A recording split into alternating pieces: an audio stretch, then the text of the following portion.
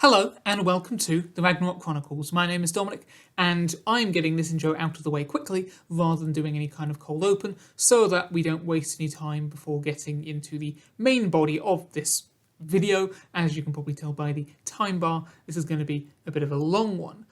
That being said, just before we get into the part 2 of the Game of Thrones Hobbit, I did just want to remind you once again about this Celestial Coup Book 3 in the Ragnarok Chronicles franchise. This came out the other weekend. Of course, you've got books 1 and 2 as well, those being Gift of the Mansin and The Ark of Angels. All of those are available on Amazon right now in both paperback and ebook forms.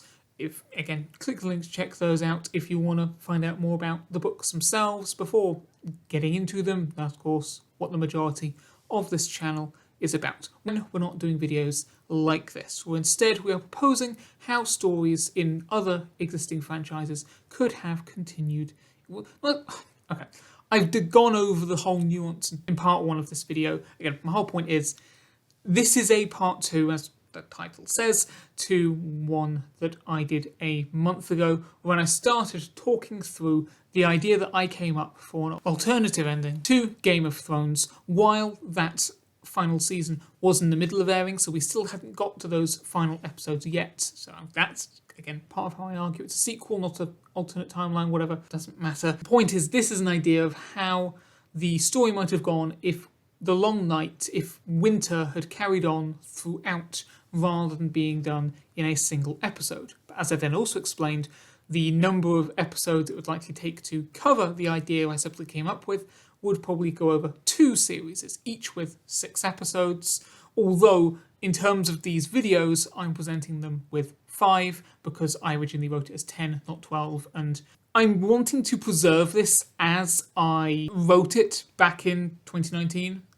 rather than saying updated or whatever. This is how I thought of it at the time between the releases of episode 3 and 4 of that series. So I'm presenting it in the Google Docs as well as in the video. Again, the Google Doc is there if you want to read it rather than watch, same with part 1. But those are still displayed in the 5 episodes that this half would be. But as I'll say momentarily, we would then, in the theoretical, hypothetical, actual execution, it'll be split into 6 episodes instead.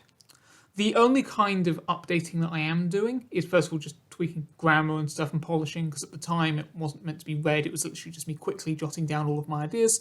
And then there were a couple other things that I've clarified. For instance, in the previous video, which I've also acknowledged in a comment in that video, I did misinterpret one of my notes towards the end. So where we had the likes of Sam, Gilly, the Red Priests and Priestesses, Arya, Melisandre, Ghost, that lot going south from the Eyrie, I said that they had already gone their separate ways, essentially off screen, which at the time I thought weird, but I was reading through the notes as I saw them. No, they were still meant to all be together, so Melisandre, Arya, and Ghost are also on the Isle of Faces right now as we pick up the story. As I say, I've mentioned it in the comments there, and I have updated the Google Doc to make it a lot more evident that that is meant to be the case. Anyway, with all of that, let's just do as I said and start with Series 9 / Part 2 of what we presented with previously. If you're not familiar with what happened in my Series 8, I would suggest that you just go watch that video because that would take way too long to recap everything. As it happens, this first episode is actually where I would make my divide to make the thing 6 in total. Just like how in the previous series at the end, I would say that episodes 4 and 5 would actually be rearranged to be 4, 5 and 6, so split them up and divide them different ways. Here, episode 1 would become both 1 and 2. Maybe not just as simple as splitting it down the middle, because with then how the different parts of the plot are weighted, it may feel slightly weird. There'll probably need to be a bit more juggling done. And either way, as I say, I'm not going to doctor it because I want to preserve this as it was, but yeah, just acknowledge this episode here. The reason why I've specifically chosen episode 1, not only because the last episodes particularly work as they are, contained as they are, this one also just happens to be twice the length of all of the other descriptions. So yeah, makes sense, split this one in 2. But anyway, as it stands, we have here the opening to Series 9, Fire and Blood. We open in a town towards the base of the neck, where we see Bronn, who I noted at the end of the previous video we haven't actually seen at all based upon how this had been split up again. This was all meant to be one continuous idea, wasn't originally designed to be two series, so as it stands right now in the new series 8, Bronn only appears in the first episode, as he does in the actual show. He's given the crossbow and that city then disappears. So we see Bronn again in this town, and he's kind of brought his journey to a halt. He hasn't continued travelling north towards where Jaime and Tyrion are meant to be, as he's been set to kill, but he is nevertheless still carrying the crossbow with him. He hasn't just completely discarded it. It's more conflicted in his mind rather than completely decided he's going to abandon that task. So there's that reason for him staying here, but also it just so happens that while in this town in particular, he has also acquired a taste for Hot Pie's cuisine, for he now, as it happens, has kind of settled here to expand upon his culinary career because he seems to be getting a clientele around this area, so yeah, they're eating on Hot Pie's food as well. On this particular evening, he is approached by Mira, who claims to have received a message to meet him here, identifying him by that crossbow, with then the understanding that she's to give him something. In his partially inebriated state, Bronn kind of misinterprets what she's getting at and just tries to dismiss her, and after a few attempts to try to get him to understand, also citing the visible cloud of winter that's, visible, as I say, outside, Mira eventually gives up and says she'll leave him be for now. However, she will nevertheless still be close by. We then cut to later in that evening, where Bronn is rudely awakened from his sleep by the sounds of cries of terror from outside. Before he can work out what's going on, Mira bursts into the room, kind of going straight over to the crossbow, unwrapping a package that she has with her, this turning out to be the thing that was wrapped in cloth and sent off with the Raven at the additional scene that I said would be done in the episode Winterfell, Season 8, Episode 1. So she was the one whom that Raven was sent to. So she's unwrapping it, and it turns out to be this kind of dragon glass tipping for the crossbow bolts. She adds it onto the crossbow, and in the process kind of informs him that the dead have arrived and they're attacking the town. She's seen this kind of enemy before. She knows that they can't make a stand. They just have to get out of here. With the dragon glass, the crossbow at least being able to act something that can potentially help them. As they thus try to make their escape, they witness the carnage outside. This isn't like some of the other attacks we've seen. It's not like a White Walker properly coming in and slashing them all down. This is only a small town. It doesn't really matter to it. So he's just allowing the Whites to go through and have their little bit of chaos. It's more like sport for them than, as I say, an actual attack. With the dragon glass addition to the crossbow, Bronn is indeed to cut some of them down to clear their path, although he does each time have to then retrieve the specific bolt again, and as the pair of them do indeed succeed in getting out of the town, it's also noted that they pass Hot Pie's body, the first named casualty of this Series 9. Meanwhile, over the Narrow Sea, Daenerys lands Drogon at Pentos, this on her way towards Old Valyria, where again she's trying to get some more Valyrian steel to help those back in Westeros. Here though, as in Pentos, also just taking the opportunity to try to meet back up with her old acquaintance, Ilario Mopatis. During their encounter, it's also discussed if he'll support her cause in Westeros, which in turn leads on to a discussion about him being a part of a group that had been looking to try to ensure Daenerys' kind of restoration for the Targaryen throne. He also ends up alluding to Jon Connington and the surviving Aegon VI, who was the child of Rhaegar Targaryen and Elia Martell. So at this, Daenerys remarks that that child was killed. However, Ilario counters that actually the babies were switched out, and say that Aegon has in fact been raised in secret. Now, this notion that I've just said, though, about the other Targaryen is more from the books rather than the show itself. It's among Quaith's prophecies, and for the most part, because from what I can tell, there are a lot of prophecies made in the books.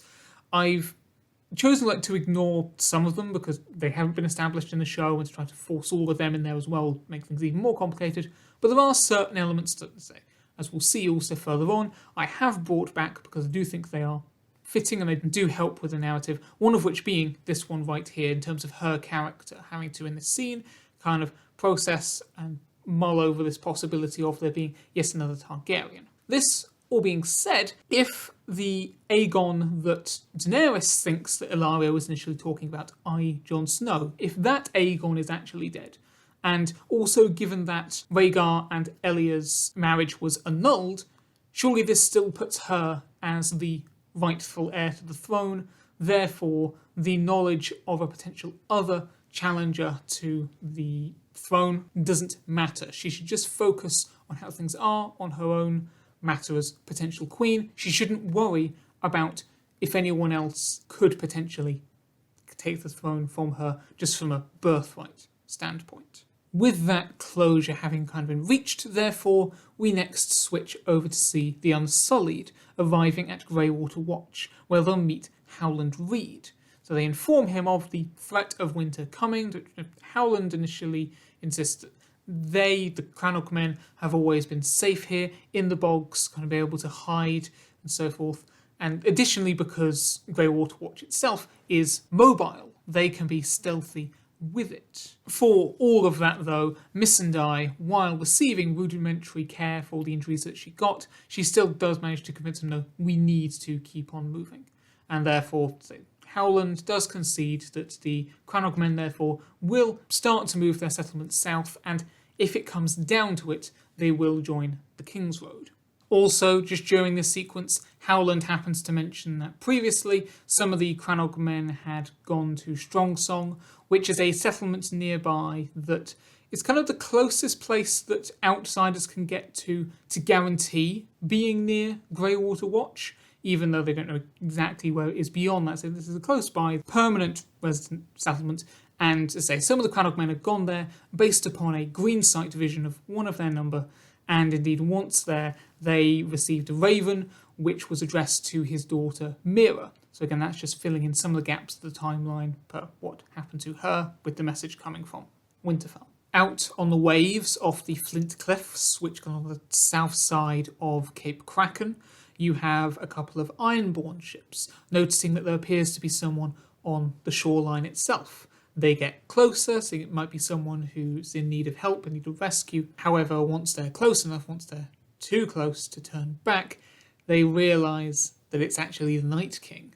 And he, at that point, is then putting his hand down onto the surface of the water to try to freeze over the top layer. I don't want to gather that it's salt water, and salt water is not going to freeze as well. This is the Night King with winter magic. We're doing it, it's only the top layer. Anyway, it's creating a layer of frost over the top of the sea as they're spreading out as best it can from that point on the shoreline. Beyond that, from behind him, kind of coming over the hills and whatever makes up that part of the terrain, thus emerge some giant spiders, awoken from the children's cavern that they discovered underneath the Winterfell. Not necessarily made whites, but still kind of, just as how the Starks can kind of have a communication with the direwolves, so too here, because the spiders were related to the children of the forest, and the Night King as a product of the children of the forest, he kind of has that similar sort of communication with them. And this is kind of how we can get as close as we're going to get to the ice spiders from, again, the books, and I think it is mentioned in a tale at some point in the show itself.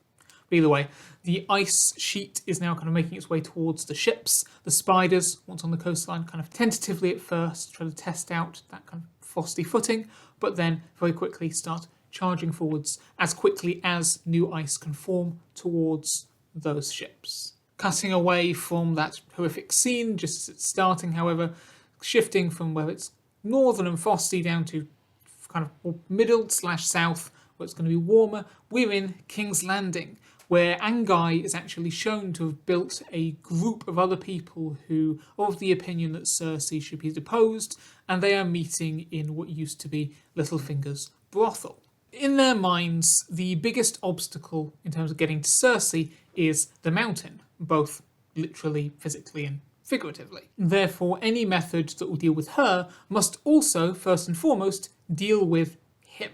Of late, the Mountain has been observed intermittently leaving Cersei's side to instead join Qyburn in the Guildhall of Alchemists. Indeed, today, right now, is around that sort of time which should be happening again. Therefore, some of the members of Angai's group, including Angai himself, go over to the Guildhall to see if they can sneakily witness anything that might tell them of what the Mountain's weakness is. When they get there, it's actually to find that Qyburn is more wrapping up with the Mountain for today, in fact, and commenting that, the other alchemists are going to be there soon.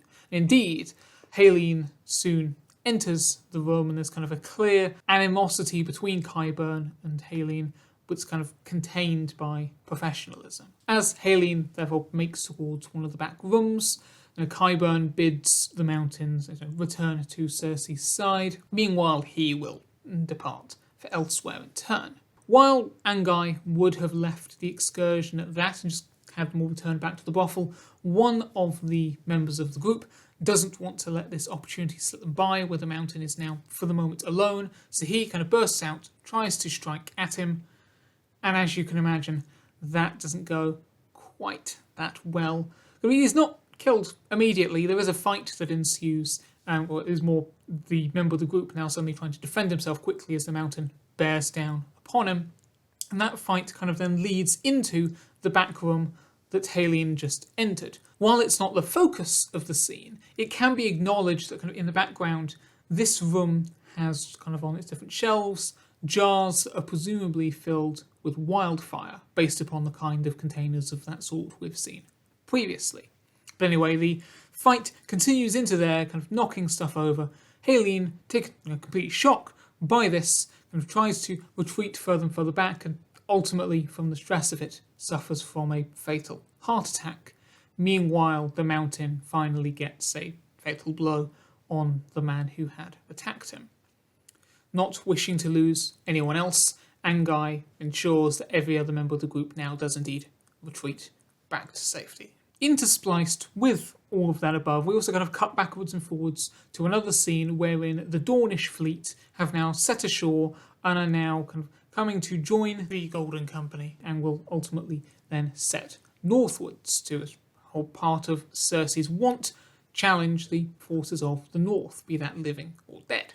Harry here taking control of all of the combined forces. Before they actually leave, though, Cersei first meets with Jaqen, who's still wearing Alaria's face, to kind of just reaffirm that indeed the Dornish soldiers will now bend the knee to her.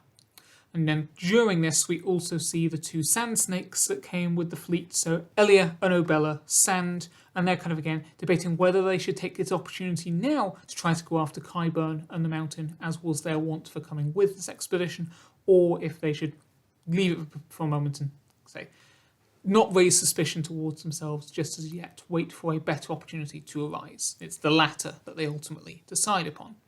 And especially because, neither the Mountain nor the Qyburn are around for them to tell where they are at the moment. Over at Harrenhal, Tyrion, Maud and Donal arrive. Again, they've been travelling from the Eyrie to try to catch up with the likes of Sam at the God's Eye.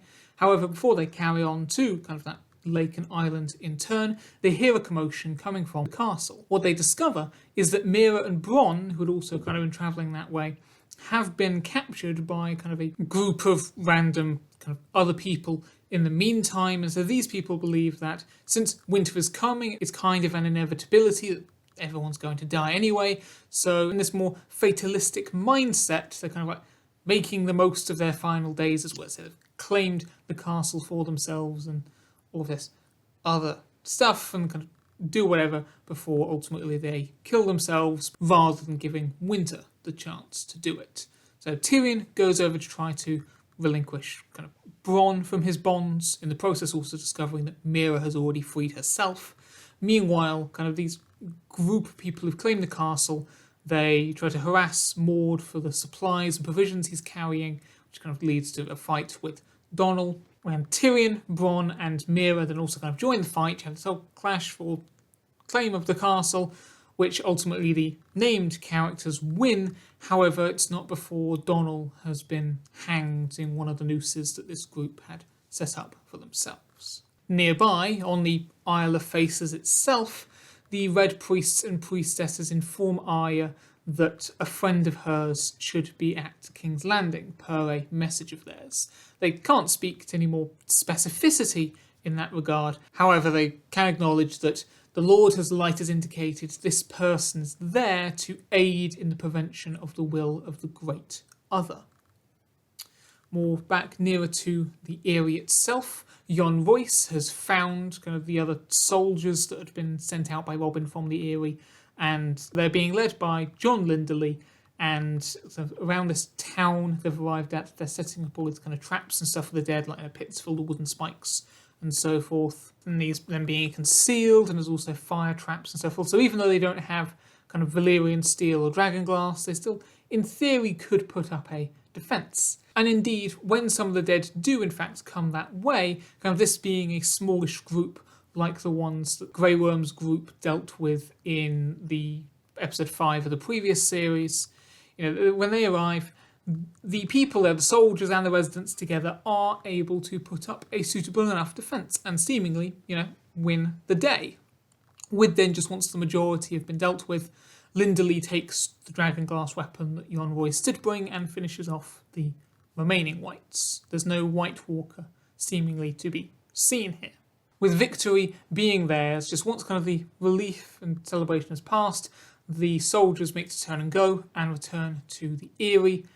As they're departing, however, it seems that some of the dead that had recently enough been buried in the local area, kind of then come up from the ground where they had been buried and in a kind of surprise ambush attack those remaining soldiers before they can really retaliate, also especially now without the defence to set up elsewhere and without enough dragonglass weapons to defend themselves. So Jon and Lindley and the rest end up falling all the same, and as they do so in those kind of closing moments, we do in fact spot that there is a White Walker in the trees in the distance. After this, Daenerys at last arrives at Old Valyria, so we get some aerial shots of the city, first of all the ruins, first of all atop Drogon, before he lands in kind of near the centre area and Daenerys can get off. Very quickly, Drogon alerts her to the presence of another person, this happening to be Quaithe. When Daenerys recognises the sort of mask that she's wearing, based upon what Ser Jorah had told her about previously, so the memory of that still raw with Jorah's death, Quaithe indeed confirms that she was in Qarth when Daenerys last was, and indeed more than that, she helped Jorah in locating Daenerys' stolen dragons at that time. While it's nevertheless suspicious that Quaithe would be here now, when she'd been there in Qarth previously, the Shadowbinder, before that can really be got into, insists, it's dangerous to be passing through this sort of place, and reiterates, how people who come here get attacked by Greyscale and become the Stone Men. Also, in further reiterating, she was on Daenerys' side against Pyat Pree in Qarth, and they're allies with one another. She can be trusted. So what she's doing is she's offering to give Daenerys the kind of protective painted markings that Jorah saw her applying to some other person in the episode A Man Without Honour. Daenerys, cites as a Targaryen, this is her city and she'll surely be fine, but Quaithe counters that one is sometimes required to take active steps to claim mastery over one's home. With Drogon, therefore, kind of keeping a close eye on things, Daenerys accepts and allows Quaithe to lead her away to where her own kind of possessions have been set up. Thus begins a sequence where Quaithe starts to talk to Daenerys about Targaryen history in this region, and also that it's seen that Quaithe has a locked chest, but that's not gone into, the contents not revealed here. Over at the twins, the likes of Jaime, Brienne and Tormund have been continuing to try to train more people to be rudimentary soldiers, although again it's still clear that this isn't going well. It's not optimistic that they're going to be a proper fighting force. When a raven arrives, informing them that the remaining forces from the Eyrie and then others that are more kind of full from other parts of the Riverlands, they're amassing along the river road to try to form a kind of defence there, the closest location where it's happening to the twins, being Stonehenge, Jaime and Brienne kind of agree that they'll go off and take some of the soldiers with them, both those who were fighters beforehand and those that have picked up the swords more recently. This not until after kind of a long conversation with Sansa about what's best about their own defences. So they're going to go off, and then the likes of Tormund and some of the other soldiers will remain to continue acting as guards for the group that are still heading towards the coast. Rhaegal is also going to stay with the people of the twins. It's kind of hoped that they can get him to destroy the bridge once they've left, to again make it harder for the dead to carry on over that way. But also, either way, regardless, it's also acknowledged that surely he can't really be steered one way or the other than stay with the group until Daenerys comes along and comes back and helps with that.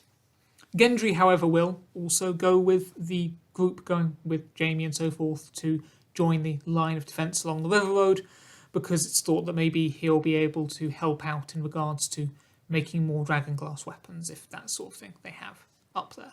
Over at the God's Eye, some of the Red Priests and Priestesses have taken the other boat that was left by the Green Men and come back to the mainland, where they now meet with Tyrion, Meera and Bronn to bring them back to the Isle of Faces in turn, so that they can meet up with Sam and Gilly as wanted, with Maud then just staying at Harrenhal to make sure that at least someone on side is occupying it.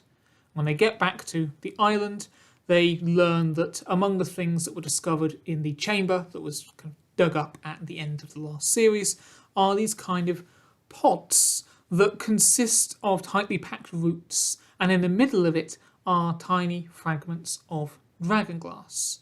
It's wondered what effect these might have on White Walkers and Whites, since they contain dragonglass, so in theory they would have usually some lethal effect. Yet it wouldn't be direct contact with the dragonglass, because you've got the roots around it as well. Maybe it would slow them down rather than killing them. Melisandre around this time remarks that there may actually be a way to save Jon after all, who, if we remember, was turned into a White Walker previously. And indeed, if that is the case, if it is possible, and something to be done about it, with that in mind, she, Arya and Ghost thus depart from the island once more to now head further west. This being what I thought they were doing already in the previous series when I said the wrong thing in interpreting my notes. Yes, they depart at that point, leaving Sam, Gilly, the Red Priests and Priestesses, Kinvara, Tyrion, Meera and Bronn on the island.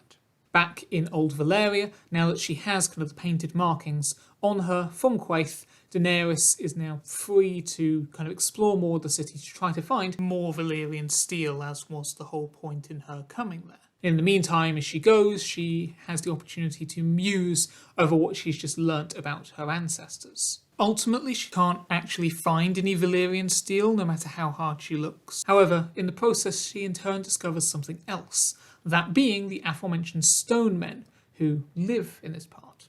So as she, therefore, learns about kind of their way of life, them as a people, she mentions that she once knew of someone, i.e. Jorah, who was once cured of greyscale, and says maybe that can be done to them as well. They refute this idea politely, saying no, they have come to accept their manner of existence here. It's simply enough that, they've been drawn out by the sight of Daenerys and Drogon. It's like, to see them, kind of the Targaryen might, it's like a light in the shadow of their existence, and indeed the shadows have been growing recently. But it's enough just to see her here.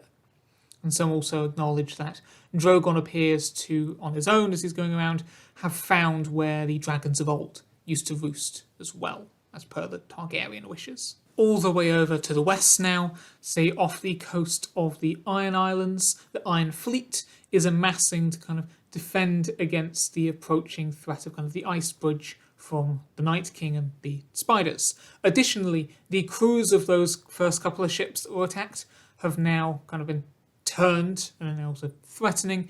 But more than that, they haven't just been turned into whites, all of them. Some of them have been converted into actual White Walkers, who are then joining the Night King in forming the ice bridge, and with their combined power, it's now approaching even faster. So again, we've got even more spiders, even more ice heading that way to attack the Iron Fleet. Viserion, meanwhile, is kind of flying around the more general perimeter, using his fire to deter any of the other ships from simply sailing away. He's not burning those ships and destroying them, because if he does that, then the dead can't be turned. And also, again, the whole thing with the ice bridge is once they have been turned, that will be the way that the whites can be brought back to the mainland to join that main horde that's going further down south. So all that's going on with the attack. And further away down the mainland coast, at the likes of Seaguard and its surrounding towns, the people are seeing this horror happening from a distance. Some of the ships from there do try to sail off as well to try to support the Iron Fleet, but they just fall to the same fate. Yara's ships only escape because they were further away, further down the coast to begin with anyway, because they were still expecting to meet up with the Sansa's group at a different point. It's because they're further away, they weren't within Viserion's perimeter. So even though they initially tried also to go and, well, again, they're far away, but try to go to their aid, no, they can't do anything, and the majority of that part of the Iron Fleet is gone. Further inland, as they travel westward via the Eastern Road and subsequently the River Road, Melisandre continues to try to train Arya to be her champion as they carry on going, so that someday she might indeed take out the White Walkers as established. Melisandre believes that she will eventually. She also, on the way, using her magic to protect them from the likes of shadow cats that they might come across on their journey. At the Twins, the armies of the dead are now fully visible, now led by the White Walker Jon, along with other White Walker generals. Kind of once this is acknowledged, Sansa has their people kind of evacuate from the Twins. Most people had actually already been in the Western Tower anyway, but some fighters and scouts had remained in the Eastern ones to kind of hold the fort there. So they're now trying to leave, but as it happens, the dead aren't just kind of shambling forwards as they might usually. They're kind of running at full pelt, with the White Walkers also on their horses galloping forwards. And with the increased range that they achieve, although still within reason, the White Walkers are able to throw their javelins, which kind of break the chains of the drawbridge, preventing the Twins from being closed. There's no way to stop the dead from actually subsequently entering. So it's just a matter of trying to flee backwards across the bridge and join everyone else who's exiting from the West Tower. They try to kind of get Rhaegal to rile up and attack the dead, and it seems he's about to kind of do this, but then when the White Walker Jon steps out in front of him, there's kind of a moment of paused confusion in the dragon's mind, and in that moment, those whites that had indeed already made it to the top of the Eastern Tower of the Twins kind of throw themselves off, landing on Drogon's back, causing him to rise about and dive into the river to get them off, and he thus ends up flying away to directions unknown. Some of the other White Walkers indeed still throwing other javelins after him, but none of them managed to make their mark. Meanwhile, the rest of Sansa's group still trying to make it across the bridge. Those who were further behind, like the fighters and scouts or whatever, some group, they do get to the side, but with the dead so close behind, they end up having to kind of go off-road rather quickly to try to avoid them through the trees, trying to be evasive in that kind of terrain. Although some among their number, like Lord Roderick Ricewell, who can't keep up, this is kind of where they are lost to the oncoming dead. So again, the group is getting smaller and smaller as we go through these stories. Returning to Old Valyria, we see that the stone men are now congregating around the central structures, where a weary Daenerys is now returning to reporting to Quaithe her lack of success in finding any Valyrian steel. Quaithe remarks that actually trying to find Valyrian steel here is rather a fruitless effort, and indeed to return to Westeros at all would be to throw everything away. She next says that since Daenerys left Qarth, Quaithe otherwise there, has also learnt things from the House of the Undying, particularly in this case the ability to she had her gifts of prophecy anyway, but now she's learnt how to show these other prophecies to other people so they can see them as well. Although, unlike the other visions that the House of Undying gave Daenerys at the time, Quaiths are as of things actually are. They're not steeped in symbolism or whatever, so she'll actually see whatever it is that's being seen. As such, Quaithe thus shows Daenerys this view of a darkened landscape where the waters of the River Ash glow green and the ghost grass glows white, where amongst the looming mountains little other life prevails. These are the Shadowlands, just beyond Ashai, from whence the likes of Quaithe and Melisandre hail, the realm of despair which the Dothraki believe will one day consume the entire world. She then gets glimpses of Stegyr, the haunted city where twisted creatures and demons dwell, a place that even the Shadowbinders fear. When the vision ends, Daenerys then finds the room, and indeed the areas where the Stone Men are, kind of in the periphery, to be filled additionally with shadow entities.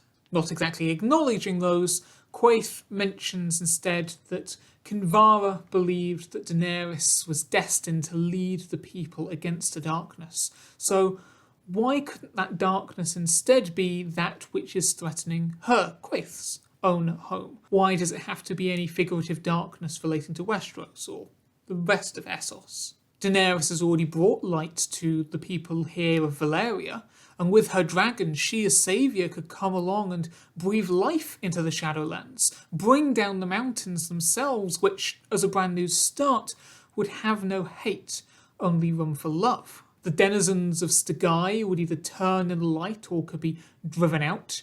It would be following in the footsteps of her ancestors, who themselves travelled to distant lands, i.e. Westeros, to bring about their own Targaryen rule. What's more, Daenerys' dragon eggs that she got back in season 1, they were said to have come from the Shadowlands, so it's as if they've been calling to her throughout her entire journey. Why not be queen of a land that actually wants her, rather than the likes of Westeros, which is constantly, perpetuated by its infighting? Having stated all of this, before Daenerys can actually then respond in any way, Quaithe leaves her to get some rest. Just this parenthesis bit could be stated at any point, but I'll just put it here because it's now clear that the whole time Quaithe has been wanting to make this kind of offer to Daenerys to try to pitch her on saving the Shadowlands instead of Westeros. Daenerys is presumably the she that was mentioned in the kind of arrangement back in an earlier season 8 episode in Goyen Dro, where kind of between Quaithe and the Red Priests and Priestesses it was said that she would be made sure to be directed where she needs to go. And again, given the steps that the Red Priests and Priestesses took to get her here, so informing King's Landing of Daenerys going to Dragonstone, which set up Dragonstone as no longer being safe, as well as having the raft over the sea, and etc. Yeah, this was all part of the arrangements that were being made back during that vague scene. It's at this point that Jaime's group arrive at Stonehenge, where they meet with the likes of Jonas and Willis Bracken, who are indeed heading the assembly there. It's clear, again, just reinforced what's been presumed previously, but the people who have come with Jaime and Brienne, those who have been training on the fly, they are not of the same calibre as the other soldiers that have joined from the Riverlands, but again, every able-bodied fighter is a welcome addition. It's explained that it's believed that the dead are most likely either going to come down via the west through the likes of Wendish Town, or they're going to come down to the east through the Mountain of the Moon. If they're smart, they'd take the King's Road in that case. Either way, a stand would probably be best held at the likes of a castle. Therefore, they're ultimately going to make their way towards Raventree Hill, that's just to the south of Wendish Town, which Jonas remarks they know can serve well in a siege. This calling back to some history in the books about House Bracken and their tensions with other houses previously. However, before they head off there, they're instead having the people meet around Stonehenge because that's kind of more in the middle, and it's better for everyone to kind of come together all in one place first, rather than them kind of meeting up sporadically. At least that's how it's felt. They're also, while here, again as a known location, they're expecting a delivery of dragonglass weapons up from the south, and it's here that the likes of Jaime learn about Cersei's claiming of Dragonstone, which leads to further wondering of, what happened to Daenerys. Although, whatever they might suppose, they'd figure if she was actually dead, or Drogon in turn had fallen, that would have been part of the news. On the Isle of Faces, Mira has discovered that amongst the rest of what the children of the forest left behind, there's kind of a dense growth of roots that are knotting their way all the way down from the weirwoods above. These being where the children thought they could source their power from. This, along with a kind of collection of remnants of written passages, which a side note, one that I wrote nearer the time rather than me adding in now. Since coming up with all this story, I subsequently found out, kind of researching the books and stuff, that the Children of the Forest did not have a written language. But since this kind of part of the story is now very integral to it, and because the fact that the Children of the Forest don't have a written language, I'm pretty sure it wasn't in the show, instead that was only mentioned in the books, we're just going to say, as a license of adaptation in the show's version of the universe, the children did have writing. I'm going to go from there. So, having spent a previous series Beyond the Wall with Leaf, Mira can remember how to try to interpret these sort of texts, and she goes about it. She kind of relays that it's something about on taking strength from the weirwood trees, giving one rein from another, such that man is unable to follow. Kinvara, kind of taking Tyrion to one side, reveals that she thinks this is referring to the Hammer of the Water, which was what the children used to destroy the Arm of Dawn many, many years ago, like millennia ago, whatever it was. With this in mind, if they can use what's here to find a way to recreate this magical act, then this might be what the Lord of Light had sent them this way for. Because since the dead can't cross open water, if they could do this, they could basically block the dead off. Tyrion isn't exactly happy or wanting to believe that there's a way that they could just suddenly sink part of Westeros, but it would seem that no. The Red Priests and Priestesses are now convinced, yes, this is what they're here for, this is what they're going to try to work out how to do. At the very least, if they can work out how to do this, while the dead are still maybe in the neck, they at least will limit the amount of land that might have to be lost by this ritual. In Valyria, Daenerys steps out amongst the stone men, or at least tries to, however she finds herself unable because of the shadow entities surrounding them. At this point, Quaithe silently kind of approaches again. Daenerys, once she realises she's there, asking her if she's ever looked into her own future, to which Quaithe responds that no one should directly see their own express future. But after that, she shows Daenerys more other visions. So these consisting of the Night King stalking through the snowy streets of King's Landing. We see the White Walker Jon sat at the head of a great hall flanked by other White Walker generals. We see kind of the cut down white that was once Ser Jorah, and otherwise the whites of the Dothraki and the Unsullied, some of them at least, amongst the otherwise kind of horde of the dead. We also see Grey Worm kneeling by Missandei, who has her eyes shut. She's kind of laying there, motionless. All of these sights are ultimately Quaithe trying to show her that Westeros has already fallen to winter. She also says that Kinvara, since she last met Daenerys, has been spreading her good name around Essos, preparing the continent for her new reign. Quaithe going on to cite all of the good that Daenerys has already done in this continent, such as in Slaver's Bay, as well as, pointing out that from here she could go on to explore more places as well. She could go on to Sothorios or Ulthos, the other continents that are kind of cited on the map in the books, at least. Again, Daenerys was born to rule. Why try to seek out glory in a continent that's already consumed by a clash of kings when there are other domains that are going to welcome her with open arms? To show that Daenerys isn't the same person as she was when she first set out to claim the Iron Throne, Quaithe next has her relive or watch her younger self go through those visions that she had in the House of the Undying, saying that they don't reflect her anymore. After all this, however, despite perhaps being slightly tempted by this prospect of alternative glory, there's no way Daenerys can renounce her mission. If anything, this excursion has reinforced her determination in her intentions, both regarding Westeros as a whole and the Iron Throne.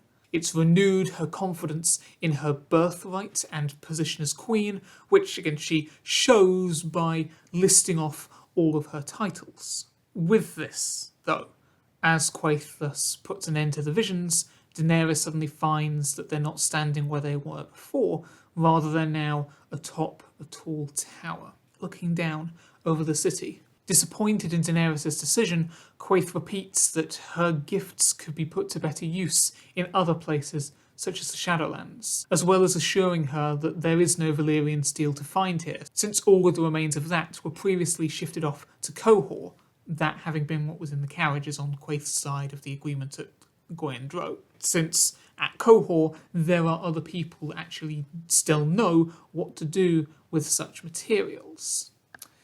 If Daenerys really doesn't believe, though, perhaps she needs to see what threat shadows can actually pose, therefore.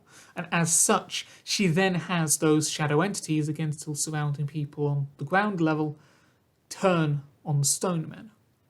In this commotion, however, with the sound of it, Drogon is drawn near, and he thus flies up to the top of the tower and perches himself behind Daenerys. Daenerys, during that, was also beseeching that Quaithe stop this, that they don't deserve it, to which, first of all, Quaithe says that Daenerys was about to leave them behind anyway, but then also says that if she returns to Westeros, the window of opportunity will be closed. There would be no turning back. Therefore, she's not just going to give up herself in regards to swaying Daenerys. She asks, given that the gulf between the wolves and the lions is more visible than ever, with silence following a great spilling of blood, once they've gone for the heart, what does Daenerys think she could say that would possibly bring peace to those people as well?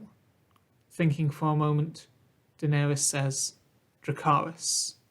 As Quaithe burns, the shadow entities attacking the stone men below vanish. Shifting our view back to Westeros, Arya, Melisandre and Ghost spot the armies amassing around Stonehenge as they pass along the river road. At this juncture, Melisandre reveals that their mission would benefit from a blacksmith. Therefore, as they shift path slightly to walk through the ranks, they manage to convince Jaime to let Gendry come with them. Just having had that little respite, or once more, Valyria scene, you have the stone men thanking Daenerys for saving them, while she in turn thanks them for all they've done for her. This actually is also additionally in response to some of the stone men revealing they'd in fact had some Valyrian steel hidden away for themselves once they spotted other people taking kind of those relics. They stashed them away, now they're handing them over to her, as I've just said cyclically. Promising never to forget them, Daenerys then climbs atop Drogon and they start to fly off back west. On the Isle of Faces, not wholly aware of what the likes of Kinvara are planning below regarding the Hammer of the Waters, Sam and Gilly are now exploring the island they've thus found themselves upon, learning more about the Green Men as they search for supplies. It seems that now they're here and they've found the chamber below, Gilly is doing better, as if that which Bran had shown her and put into her head has now all been seen through. Meanwhile, down in that cavern below, the weight of potentially destroying a part of Westeros, as well as however many innocent people that would be at that region that was lost, albeit alongside the army of whites that would be eliminated, this is all having a terrible effect on Tyrion, causing him to view himself as a monster for even considering the possibility. Bronn, who himself isn't really convinced in the concept to begin with, tries to convince them that they've managed to get out of situations without magic before, citing the Battle of Blackwater. However, Kinvara insists that the champions of the Great Other cannot be taken down by regular means, and it would make sense for an action, if separate, of the Creator to be used against those that they created. I.e., it makes sense to use something of the children's, even if it isn't being acted out by the children themselves, to destroy another thing created by the children. It would be sacrificing these few, but in order to save all that's left down south. The north is already lost. They would be likely facing their deaths anyway. The Lord of Light has never been so frequent in his signs. That shouldn't be overlooked.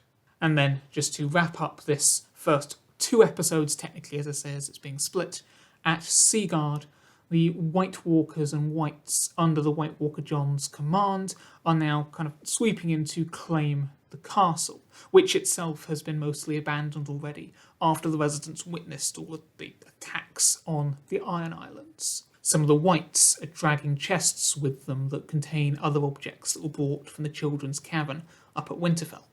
Meanwhile, other White Walkers are now creating a new ice path so that the other Whites and spiders and so forth that are still out at sea can make their way back onto dry land.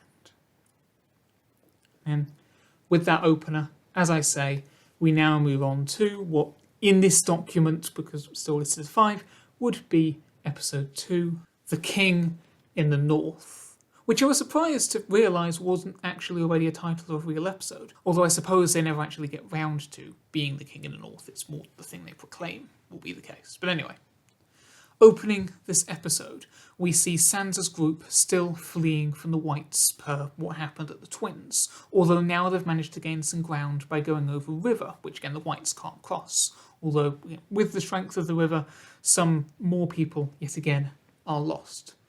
In regards to this, once they get on the other side and they can afford to pause, more discord is starting to go up between the Lords regarding Sansa's leadership. They now accusing her of just having them constantly run and hide ad infinitum. Well, she, to that, compares it to them being perfectly okay with hiding in the crypts at Winterfell.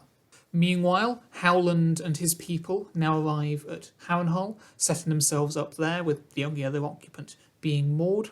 Once Missandei has been taken care of, however, Grey Worm and the other Unsullied feel like they should probably be heading off back up north to join with the other forces that they saw amassing along the river road, such as at Stonehenge. That being said, though, Missandei has kind of fallen asleep after her treatment, and Grey Worm doesn't want to leave without saying goodbye to her. Thus, we end up with the moment of him kind of kneeling beside her, unconscious, lying down, eyes shut, unmoving, which we saw in Daenerys' vision, although here she's just asleep. Yet, eventually, kind of he's convinced that she knows what his sentiments would be, and she knows what he needs to do. Therefore, he's swayed to indeed get up and lead those remaining Unsullied north, as I say. Further to the west, since they're heading that way first and then meaning to turn north later rather than following the King's Road north immediately, Melisandre, Arya, Gendry and Ghost now come across Varys and Hound to let them know of, what's happening up at the River Road, what with the armies amassing, and as such to avoid kind of crossing paths with those soldiers and so forth, again to kind of more surreptitiously make their way towards King's Landing. Varys and the Hound thus decide they'll take the lesser roads henceforth rather than the more main ones, which will also take them via the likes of Pink Maiden instead. Most of the remainder of the Red Priests and Priestesses, and I realise there seems to be some kind of nebulous amount of them, that's just because I don't have further names to give them, so just other Red Priests and Priestesses also been around at the likes of the Eyrie and so forth. They also arrive at the God's Eye at this point, and thus also find out about the Hammer of the Waters. In a private conversation with Tyrion, it's agreed that they will be the ones to ensure the sacrifice that is seemingly necessary for the ritual. Then if they think back to the original Hammer of the Waters, the children made a load of sacrifices as part of letting that happen. And this they will achieve through a fatal poison that they'll distribute. In the face of all of this, Tyrion muses that Cersei seems to now be the least of anyone's worries. Not that people will have forgotten their intentions to go after her in turn once all of this is done.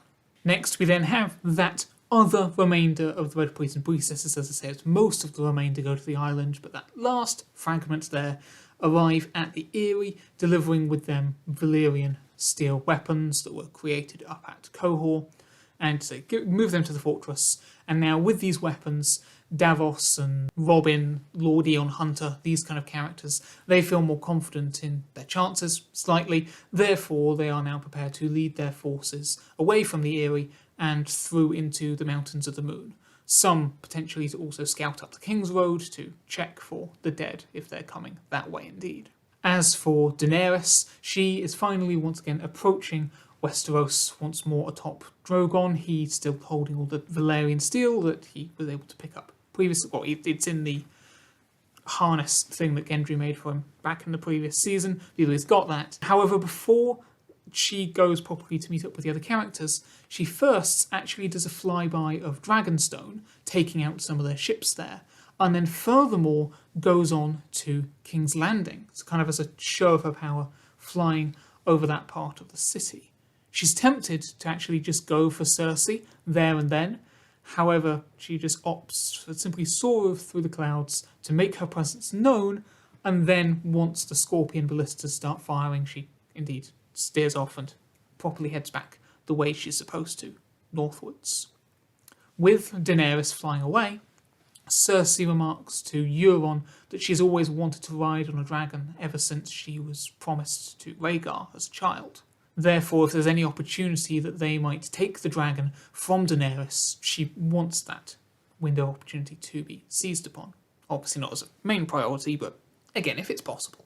As they thus return to what they were doing, though, it's seen that the chained wight that Euron got from Ramsgate has been brought before kind of the library of King's Landing, within which is currently Ebros with all of the information that he brought from Old Town about the White Walkers. Suddenly, however, the Kingsguard are ordered to tie Ebros up and lock themselves in the room as well.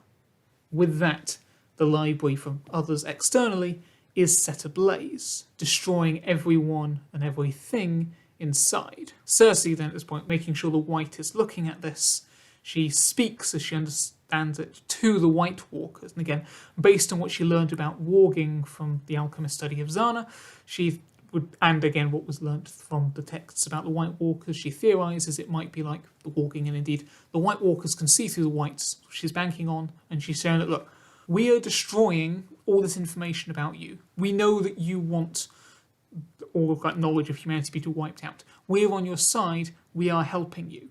Since in her misaligned kind of way of thinking and rationale, she believes that if she can convince the White Walkers that they're on the same side or she's willing to help them, then Winter will continue just attacking the north and they'll leave the south be.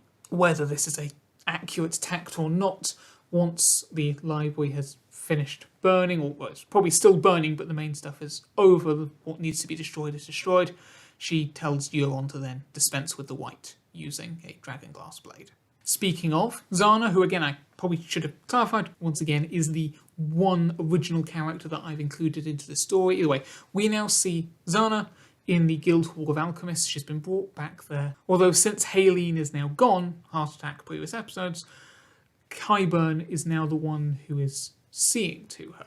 In this conversation, we now learn more about where she's from and get more clarity on her past and what's happened to her. All of the horrid experimentation that she was subjected to by, again, the likes of Haleen.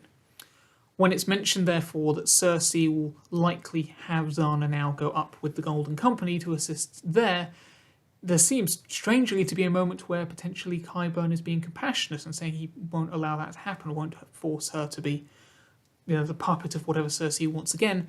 However, it's quickly realised that he only wants that so that he can continue studying her for himself, despite having just heard all that she's already been through. And with that, he then just leaves Zana locked up in a room as he goes off to do something else. On the Isle of Faces again, Mira is now mapping out the bogs of the neck for Tyrion so that he can now plan out whatever needs to be done. Meanwhile, he talks to her to try to convey the seriousness of the plan that they are coming up with. Although he can't quite bring himself to actually say the core specifics of what it is, the actual destructive part of it. He's just rather trying to get across the grave nature of the situation. All she really knows is this might be something that can stop the White Walkers. He also subsequently tries to seek counsel from Sam, although again he doesn't truly bring himself to explain all the necessary details that are truly eating him up inside. Eventually, it's time for them to head off again, regardless though, with just Sam and Gilly remaining there. And little Sam, who again, hopefully it's clear, but regardless, whenever I'm talking about Sam and Gilly especially, little Sam is part of that unit. But they're there, and they are both to stay there for the relative safety, and so that Sam can continue trying to uncover more about the ancient history that's been preserved in this kind of cavern so that it can be documented later. Melisandre's group, they are now ending up around instead the area of Seaguard. Not at that yet, because again that's where all the White Walkers and people are, but that sort of general vicinity. And they've managed to avoid the dead on the way thus far. And now the town that they're in is basically abandoned. Once they've located a forge, Melisandre asks Gendry to find a sword, the blade of which he can recast. In response to his comment that this could draw attention to their location, Melisandre says that she'll seek assistance in their protection from the Lord of Light. Arya, meanwhile, who you may have noticed was absent from that previous scene, is in fact scoping out Seaguard itself. In doing so, seeing the White Walkers that have now arrived there, as well as spotting specifically the White Walker Jon sat at the throne in the Great Hall. Meanwhile, yet more of the dead seem to be coming in from the north continually. As for Sansa's group, though, with them having now settled on the south side of the Cape of Eagles, they have discovered the wreckage of an Ironborn ship from the conflict out at sea that went on before, and from that they've now started to scavenge for any supplies that may still be left behind and that are usable. Tensions are, of course, still high amongst them. However, that being said, some of them still nevertheless are opting to venture further south, further down the coast, to try and see if they can find any more of these kind of shipwrecks to again try to amass as many supplies as they can. Furthest ahead of those that are going down the coast is Tormund, and he hence is the first to see, so further ahead, near kind of where you can see the outline of Seaguard, although not at Seaguard itself, someone appears to have lit a fire. This, of course, actually being Melisandre doing her kind of praying and worship to the Lord of Light. Considering that lighting a pyre such as this on the coast is not going to be the actions of the White Walkers, Tormund concludes that this is actually someone in help, and therefore he hurries even more to try to get to that person potentially in need. Back at Stonehenge, now is when Daenerys finally arrives back with everyone else, so she hence supplying them with the Valyrian steel weapons that the Stone Men had managed to provide her with. She's giving those to the troops, as well as then also taking what steps she thinks necessary to reassert her position as queen over these amassed armies. When Grey Worm and the other Unsullied also finally arrive here at Stonehenge, she begins to feel more than ever that things may actually be like they used to be. This is now more familiar faces around her that are loyal to her, and she is back in a somewhat position of power. And indeed, with Drogon and otherwise the threat of winter coming and the likes of Jaime able to vouch for her, she does indeed succeed in compelling the other lords to all bend the knee. In the subsequent conversations she does have with the people she does recognise, she also mentions, first of all, that Ilario might potentially fund their operations henceforth, and also mentions otherwise the collapse of the Iron Bank. Having had this other scene to excuse the passage of time, we now see Tormund arriving at the relevant town near Seaguard, where he indeed meets with Melisandre and Gendry. Kind of around the same time, you also have Arya arriving back there, reporting what she saw at Seaguard, and with this information, they together as a four, plus Ghost, are able to come up with the beginnings of a plan as to how to retrieve Jon. In respect to the other Red Priests and Priestesses, they have once again, some of them, come to meet with the people who left the Eyrie to make a stand in the Mountain of the Moons. Again, remember, some of them provided those soldiers previously with Valyrian steel weapons. Well, now they're here to offer a potion, which they promise will give those who drink it prowess in battle. Now, the likes of Robin would happily, readily consume this, anything to give them a better chance at surviving. However, for now, Davos is able to convince the majority of them to hold back on that, since he still doesn't ultimately trust any of the Red Priests and Priestesses, still because of his previous experience with Melisandre. With that, it's now Tyrion's group's turn to arrive at Stonehenge, so he also having with him Kinvara and her selection of Red Priests and Priestesses, as well as Mira, since she's the one who knows about the children and the ritual and all those details. Once there, the Red Priests and Priestesses hence start disseminating through the ranks of the kind of the mishmash soldiers to try to find those who would agree to partake in what's about to happen. Of course, they don't tell them exactly what it will entail, but it's again the spiel of, if you have this potion, then you'll get prowess, and then also it will involve leaving some of the other soldiers and coming with the Red Priests and Priestesses at night on a separate excursion. As they set off to do this, Tyrion asks Kinvara, who would then spread on the word, that they make sure not to involve his brother in this, to which he's assured yes. Only some people are going to agree to this anyway, and you need a certain number of people, so he shouldn't have to worry in that regard. All the same though, even with this reassurance, Tyrion does furthermore go to Bronn, who's also in the group, and ask that he make sure that Jaime stays safe. He, Bronn, then also subsequently meeting with Willis amongst the ranks of the rest, and their conversation involving a reference to the fact that Willis married Loras Stokeworth when it was originally meant to be Bronn who would wed her. With this set up though, Tyrion can now next go on to talking with Daenerys, and during their subsequent conversation and catch-up, he mentions that further to the northwest there would seem to be a potential mission to bring Jon back to his regular self.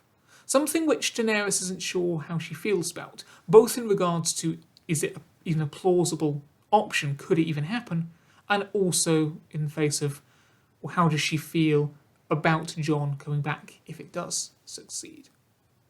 Nevertheless, so with that done, kind of fast forward to night time, where now those red priests and priestesses are, as they said they would, gathering up those soldiers who agreed to partake in this, and then secretly leading them out with Mira, because again she's the one with the information, out further north, away from the encampments, away from Stonehenge, over the fields and into kind of marshy areas.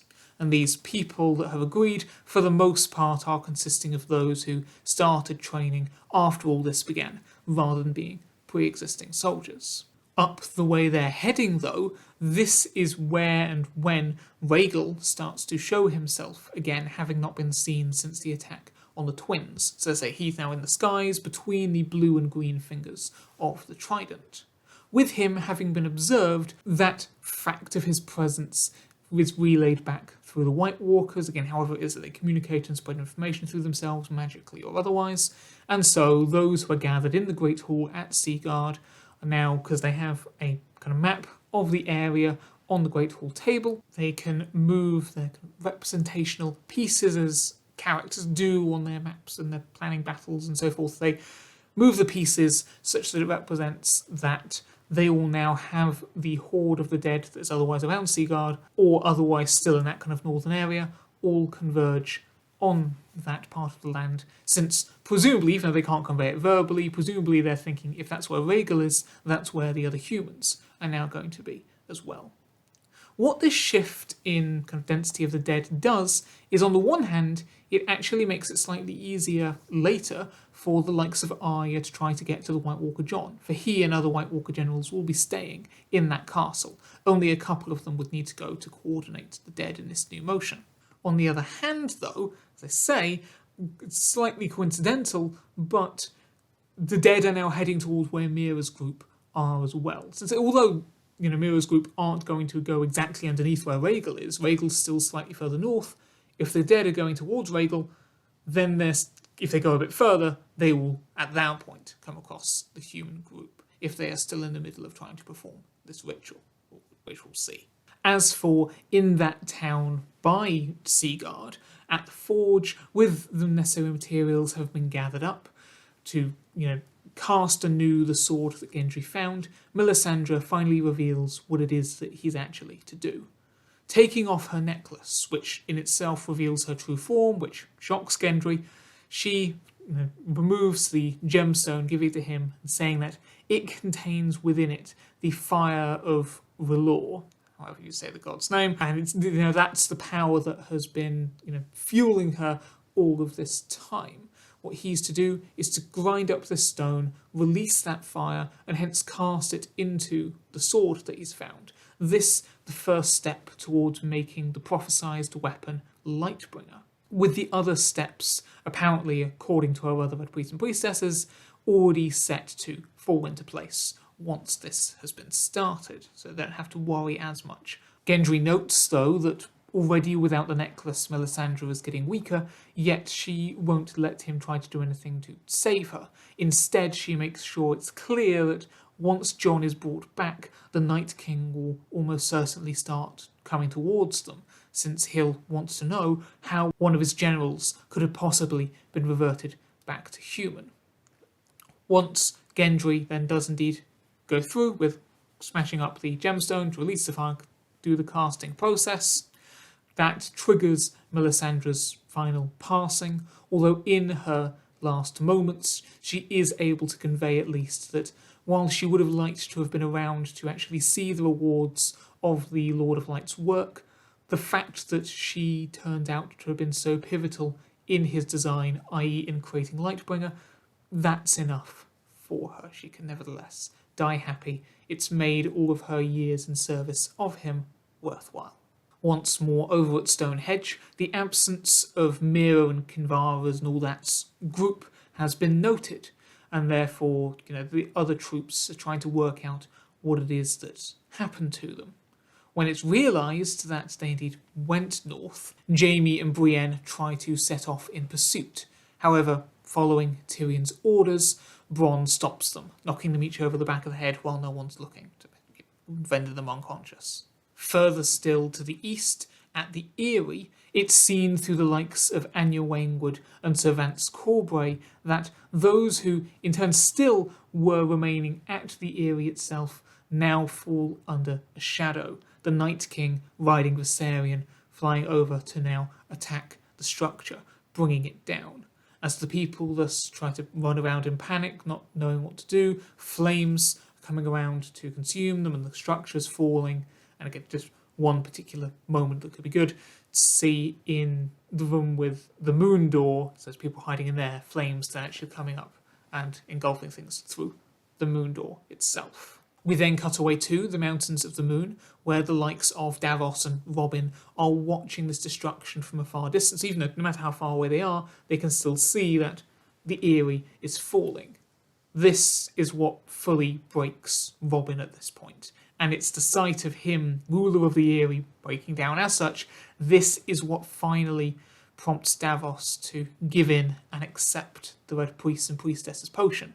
Because again, this potion is a promise of strength in battle, it'll do well, and so as Davos agrees to take it, the others like Robin, Eon Hunter and so forth, they also take it as well, and that gives them some sort of renewed confidence boost, even in the face of the destruction of that home. These remaining soldiers of the Eyrie need a leader who, at least to a degree, is still composed. Over at Seaguard, again, we get that confirmation that while it was just Melisandre and Gendry alone at the forge, indeed Arya, Tormund and Ghost are now going towards the castle to try to attempt that motion to retrieve Jon. They don't intend to bring Ghost with them, but they don't seem to be able to do anything to get him to stay away. As they go, as they're around the outskirts, they now test out the kind of root dragonglass pods that they found on the Isle of Faces, and indeed, once they kind of attach them to the likes of arrows and fire them into Whites and White Walkers, they appear to do as they had predicted. They don't destroy the Whites and White Walkers, but they do seem to immobilise them, at least for a period. Now, with renewed confidence in that fact that they have a way to slow them down without killing them, that's more about Jon, they thus proceed towards the castle itself. Ghost then throughout picking off any others of the dead that they don't manage to incapacitate with the pods, for even though Ghost isn't dragonglass or anything, it's still going to be harder for the Whites to attack them when they're torn to pieces, rather than as whole shambling bodies. While it might have been seen in the previous scenes around Seaguard, I'm specifying it here, as part of what other remnants of the Children the White Walkers brought with them, we now have these other kind of icy plant-like growths that are starting to come up and consume the walls of the castle and inside it and around, just for aesthetic differences to show that winter is really just taking a hold of everything they're coming across. Inside, you actually then have your obviously fight with more Whites and also the White Walkers in turn. Each of Arya, Tormund and Ghost are going to have moments where it seems like they're in perilous danger. Indeed, there's also a moment where the White Walker Jon reacts oddly to suddenly being faced with Ghost again. But in the end, they do indeed succeed in restraining the White Walker Jon, having immobilised him with the pods, and they're able to manhandle him cumbersomely out of there again. They could also take this opportunity to wipe out those other remaining actual White Walker generals who are there, but in the heat of the moment, it's more important to them that they retrieve Jon rather than focusing on, as I say, dispatching those others. It's about priorities. Over at Stonehenge, with everything else going on regarding the missing troops, meanwhile, Daenerys decides, actually, no, she will go and try to see the attempt that's trying to save Jon.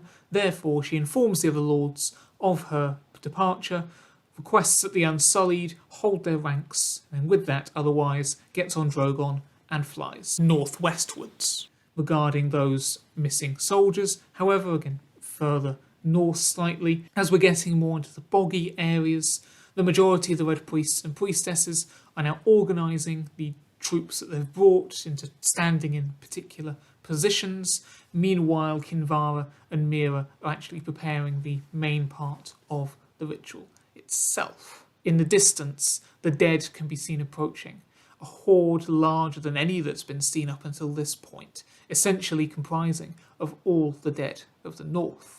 High above that, it's seen that the wintry clouds that previously have been stated to now be blanketing more and more of the sky as the dead progress, but those clouds are now also being magically manipulated by the White Walkers, etc., to bring down plumes that are making it harder for Rhaegal, who again is flying around that area, to try to swoop down and burn any of the dead that he's now currently over. While that's happening over there, though, as it happens, a natural thunderstorm is also forming around this time over the area that Mira and Kinvara's group are at. It's seeming that presumably eventually these two sets of unfriendly clouds, so the winter's snow clouds and the natural thunderstorm, they're eventually surely going to meet. But even while that's further away, for now already we have rain pouring down upon these troops, making the bog even more treacherous. Switching back to Arya and Tormund as they continue to try to manoeuvre the White Walker Jon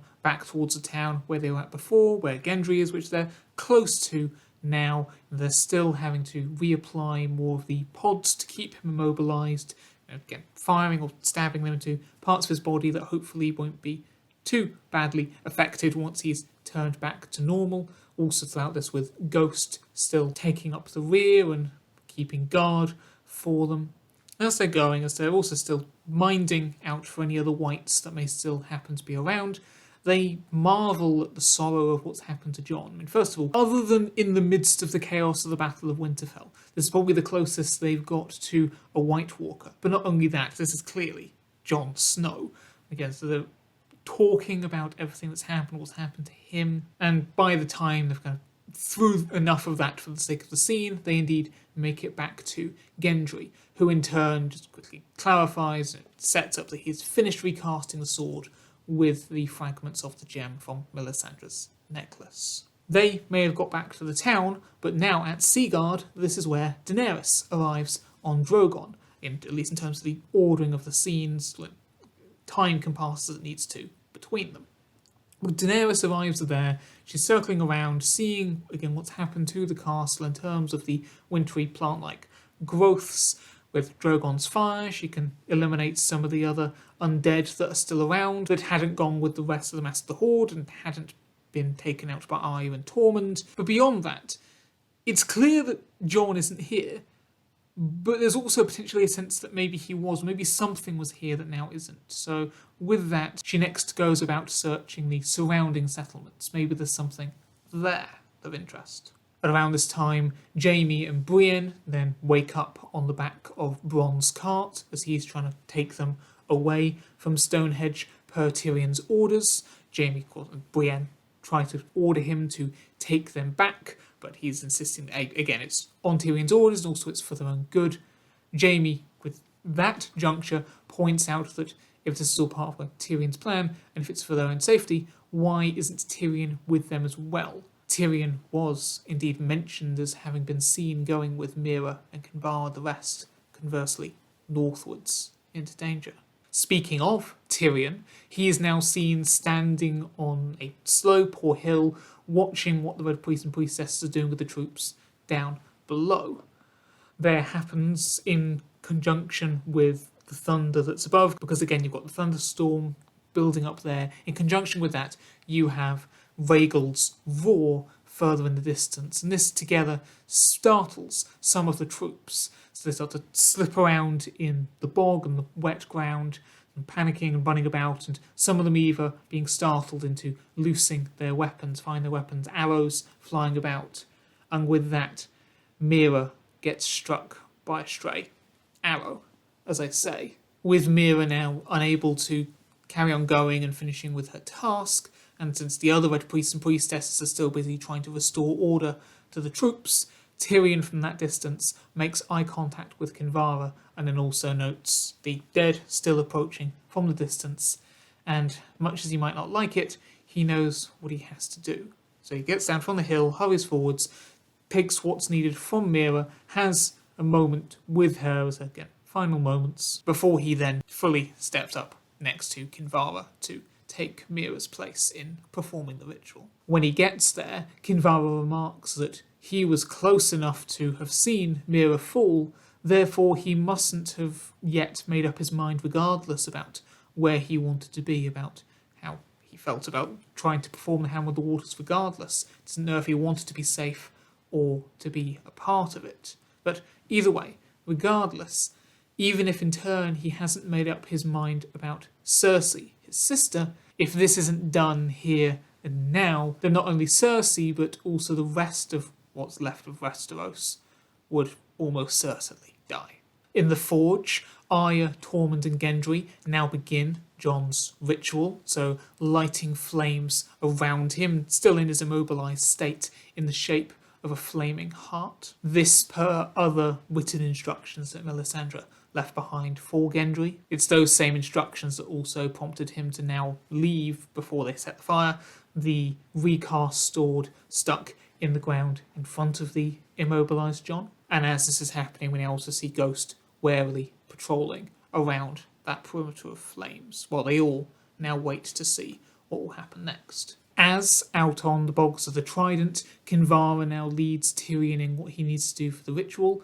Everyone who drank the potion, including Davos and his group out in the Mountains of the Moon, begin to fall, succumbing to the magical lethal effects of said potion, as well as in fact a few people still at Stonehenge who had taken the potion before but not then gone with the group who left at night. So this is then the necessary mass spilling of blood, the sacrifice that's needed per the Hand of the Waters, just as how the children made their sacrifice all those thousands of years ago. And indeed, again, per that, as the scene and camera kind of pans around, we see those on the bog, at least, the troops who had been being positioned by the Red Priests and Priestesses, they've specifically been positioned such that from above they make the spiral pattern that is often associated with the children of the forest.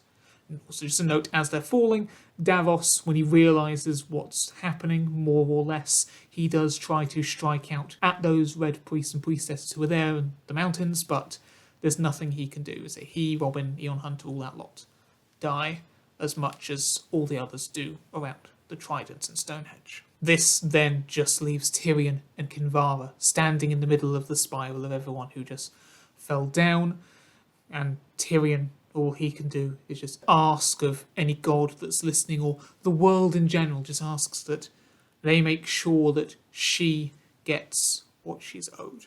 This she, presumably Cersei. Drogon now finally lands in the correct town in the vicinity of Seaguard, and Daenerys rushes towards the Forge, where clearly there's activity going on.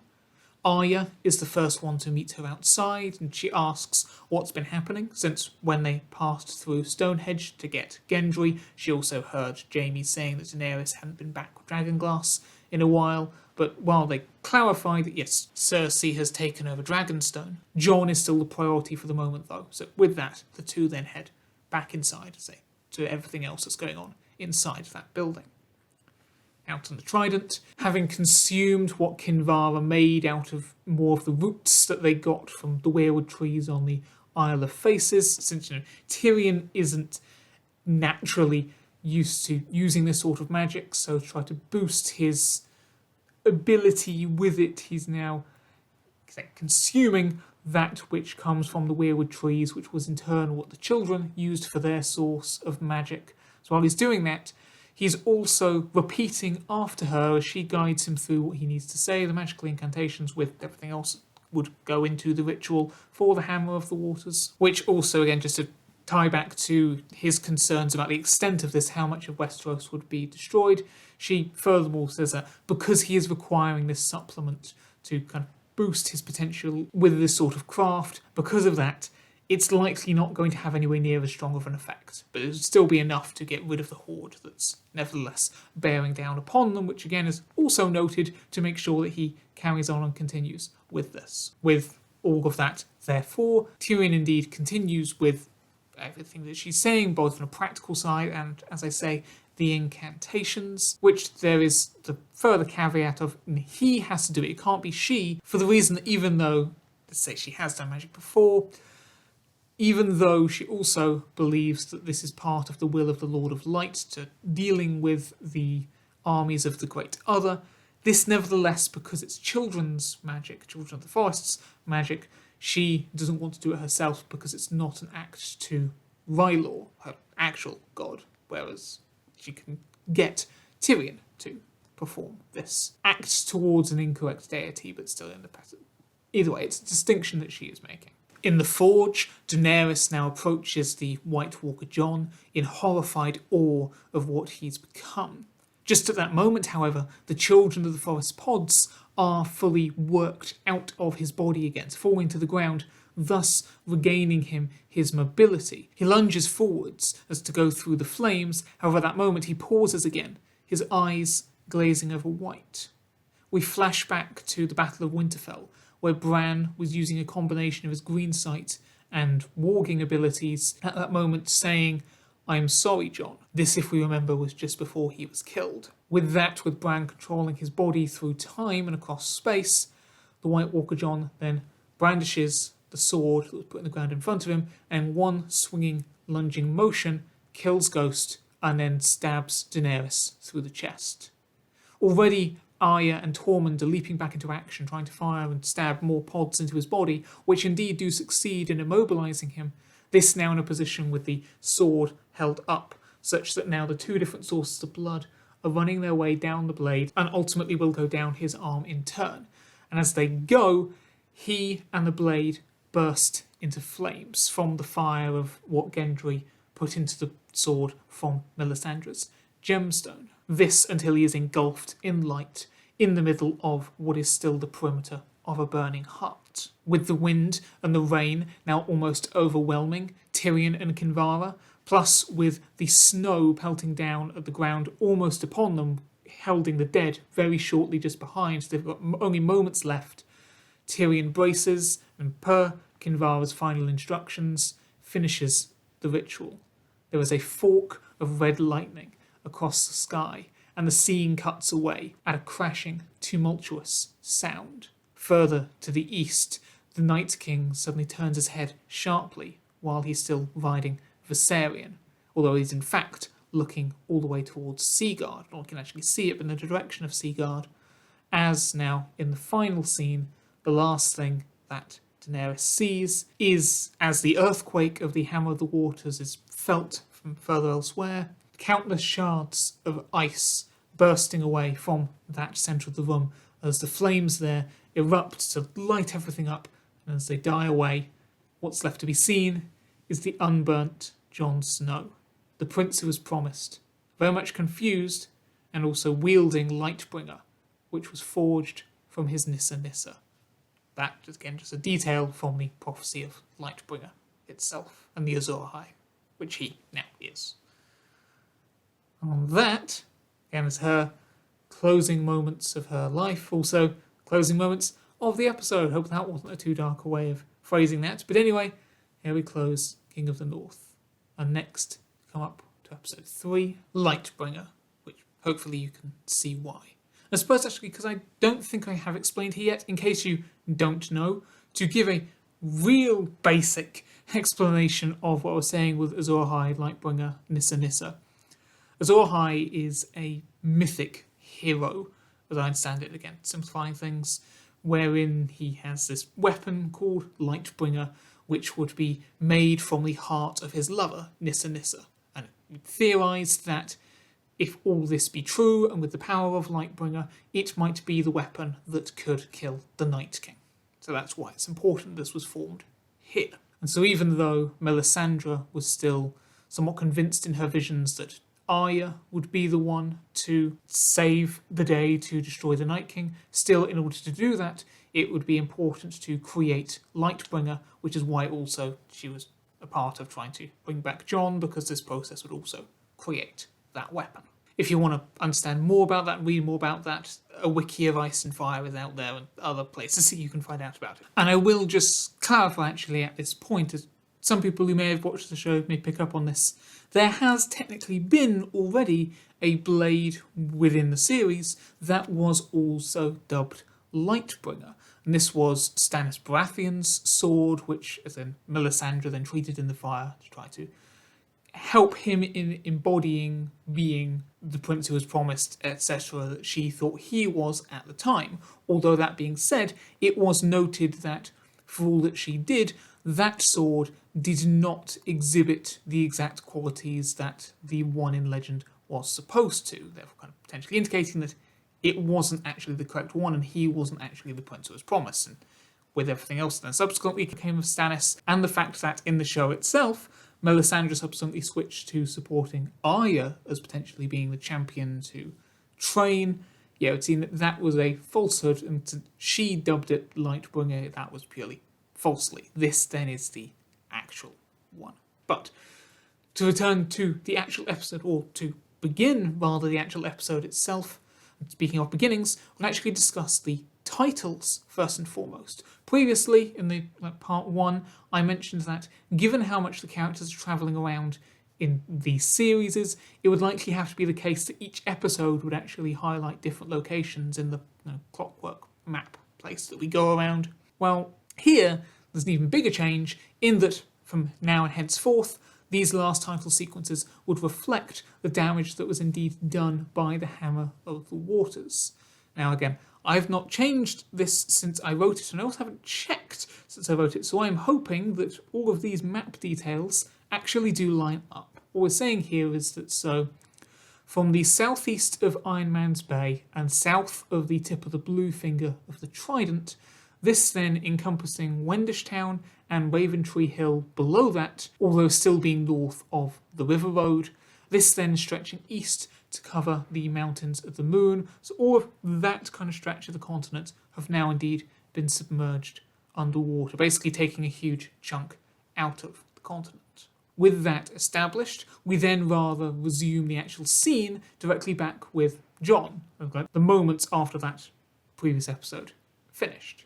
So he's there now, immediately wanting to know what on earth is going on, seeing as he's now exposed in the middle of this new place, holding a sword, the flames of which were there, is acknowledged, although they've now died down, and he can see here that also Ghost and Daenerys are dead before him, the horror of which in turn will now eat at him to varying degrees also henceforth. Arya and Tormund try to calm him down, although they too are extremely alarmed about what they've just witnessed happen. Meanwhile, Gendry, not that he isn't shocked as well, but Gendry rushes out to try to find some other clothes for Jon around the town. When Arya and Tormund wonder why he's unburned, as if this is the weirdest part of the ritual, but anyway, why he's unburned, Jon, at least in regards to that, can divulge now what he learnt about his true heritage as a Targaryen, which, again, in the real series was divulged a while ago, back in Series 8, Episode 4, I think, but at least to his siblings. But because we changed all that, that hasn't happened until this point. So that in turn is a revelation to, say, Arya, Tormund and Gendry when he learns as well. And kind of with this, they can then try to theorise that because he's essentially half Targaryen, half Stark, it was part of the mixing of the blood of a Targaryen and the blood of, while not a Stark, a direwolf, to which they are very closely connected. That might have been, again, in combination with the power from the gemstone of her necklace.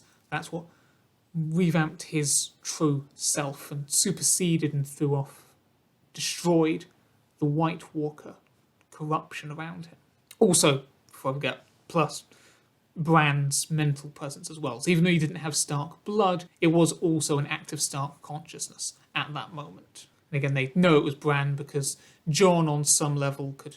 It was already on some level he could only kind of tell what was going on as a White Walker, but then on another level beyond that, he could kind of sense in that moment Bran's consciousness, or felt like Bran there. And since they know about his walking abilities at this point, they could say, yeah, they can continue to put two and two together, as they are doing with the other pieces of the puzzle. So yeah, you could say that Daenerys and Ghost are now a part of him in turn. Although Jon is not having this. This is the last thing he remembers. Again, it was the Battle of Winterfell. Now, while he may have been kind of aware of things going on otherwise, this is next his first proper moments of consciousness since, and yeah, no, doesn't like it. Either way, though, because his not liking it doesn't change things, Gendry reiterates what Melisandre said about the fact that the Night King will now be on his way, having sensed that this had happened. But also with that in mind, that now that they have Lightbringer, they may have a weapon that can bring him down. Jon points out, though, that it's neither Valyrian steel nor dragonglass, therefore surely wouldn't have any effect. What's he supposed to do with this? It being remembered next that Daenerys had said to Arya, to be clear, that Cersei's forces had taken Dragonstones. That's then further relayed to the group. Jon decides, still riding on the heat of the moment, that he should go towards King's Landing, therefore, to try to get dragonglass from there that can be used against the Night King, if indeed now their enemy is specifically going to be following him. He, in the process, also asking that Gendry come with him, since, as ever throughout these stories, Gendry is the one who seems to have the most experience working with the material. Meanwhile, Arya and Tormund are going to be heading back north to try to reunite with Sansa's group. Although this is only settled upon after she first wants to go with Jon. She most recently has been being trained by Melisandre to face the Night King after all. Yet, upon hearing that notion, he had refuted it.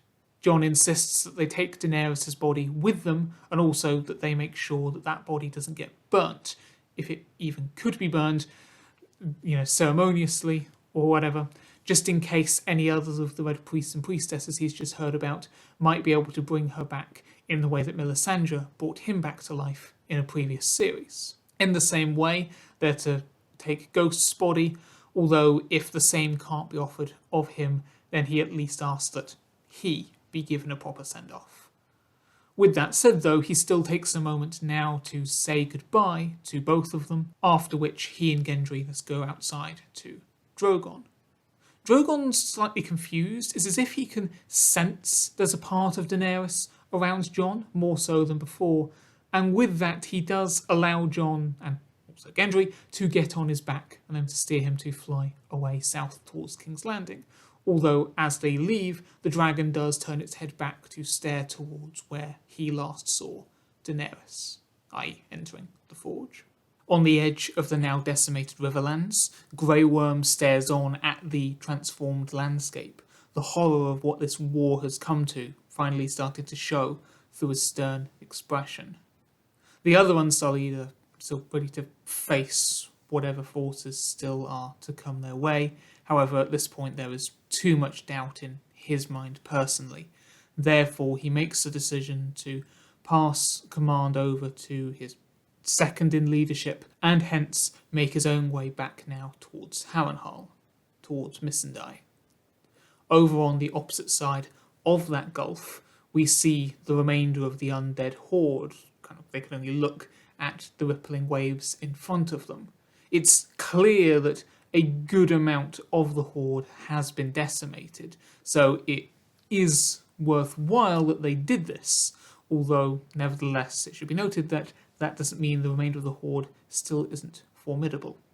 High above, a shocked Rhaegal now turns to make pursuit towards the Night King and Viserion, who are visible very just far in the distance towards the southeast, heading westwards towards Drogon with Jon and Gendry on his back, although they aren't visible in turn. With Bronn having conceded to turn the cart around back towards Stonehenge, Jaime and Brienne now get the news of the devastation that just happened slightly further up north. they having already seen the flash of red lightning in the sky and felt the earthquake. They in turn hear about how anyone who took the potion in the camp has died as part of whatever happened, but before they can properly react to that, all of the remaining people up in that northern area in Stonehenge have to respond instead to next the arrival of the Golden Company and the Dornish forces together. Jaime manages to convince them, the likes of Harry, who again is leading all of that, that they really need to join forces all together in order to fight off the White Walkers still. Don't just allow them to recover and begin again after this, what would seem to be maybe a victory. And indeed, Harry does compromise that, okay, they will align themselves for now. However, that's not to say that the Golden Company and Dornish forces aren't still going to follow Cersei's orders. As soon as this threat of winter is dealt with, any remaining northern fighters will still be taken prisoner or killed. The Brackens and their armies show their allegiance and fealty to Cersei, therefore the Golden Company aren't as bothered about them, but any other remaining fighters would be up for fair game. Some of the others, though, secretly aren't worried, since they believe that once Daenerys and Drogon return, as they'll surely do, well, that will make the company think twice about making that sort of threat. As for the weapons that the Brackens were expecting to be brought their way, it does turn out that Cersei did equip the Golden Company and Dornish forces with some dragonglass weapons. However, it's only enough for them, none then also being delivered to the extra northern fighters. While all of this is going on, Bronn is also going through the encampments, trying to find Tyrion. Jaime would also be joining him if it wasn't for dealing with the likes of Harry, but of course Bronn isn't having any luck in that. Sansa's group, further to the northwest, come to understand their situation, in that with whatever just happened regarding the waters and the loss of land, they are now trapped on the northern side with the rest of the Horde of the Dead. It's around this time that Arya and Tormund now do manage to get back with them, the latter still carrying Daenerys' body, and Arya thinks that, given what she learnt at the House of Black and White, if they can find the right materials in any of the abandoned settlements in the surrounding area, she might be able to help preserve Daenerys' body more, per Jon's wishes about potentially having her revived, if that's even possible. Arya then also makes sure to inform Sansa of Jon's revival, and also the fact that he is in fact Aegon Targaryen.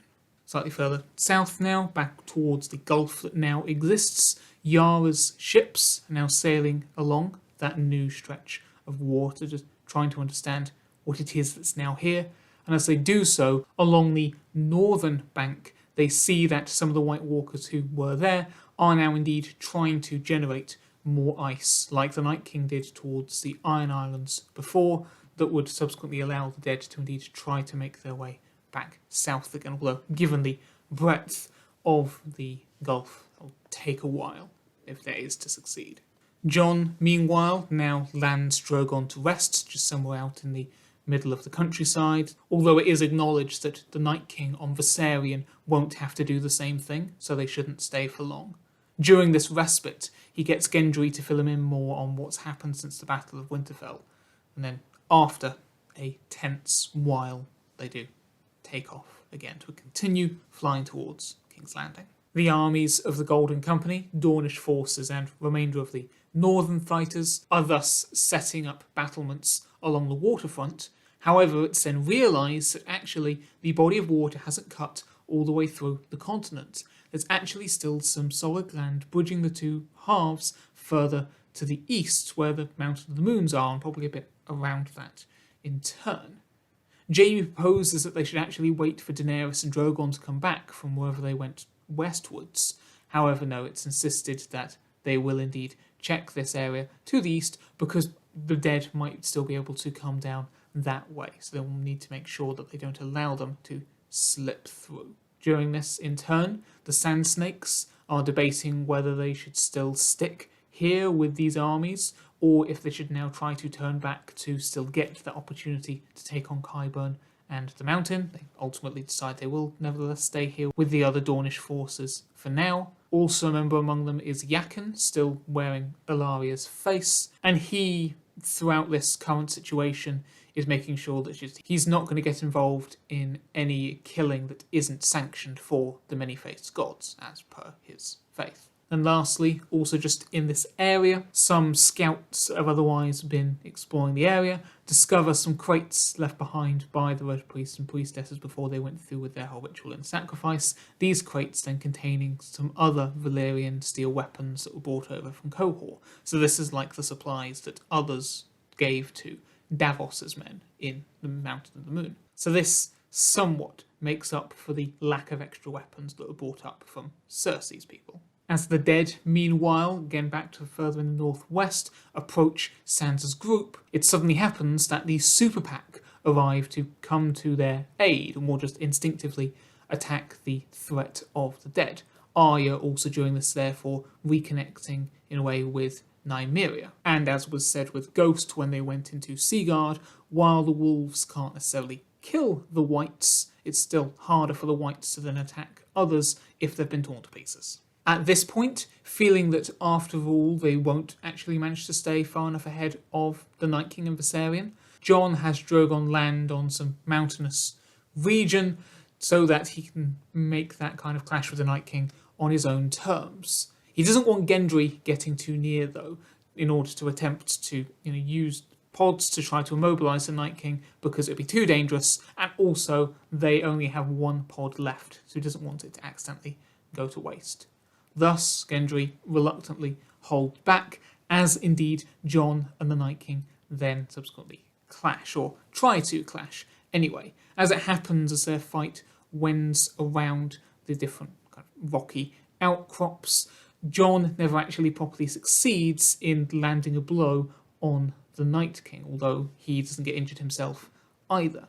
Eventually, after this keeps on going on and no one's really succeeding, Jon does decide actually that he will break away, he'll give up on it for now to get away from the Night King again.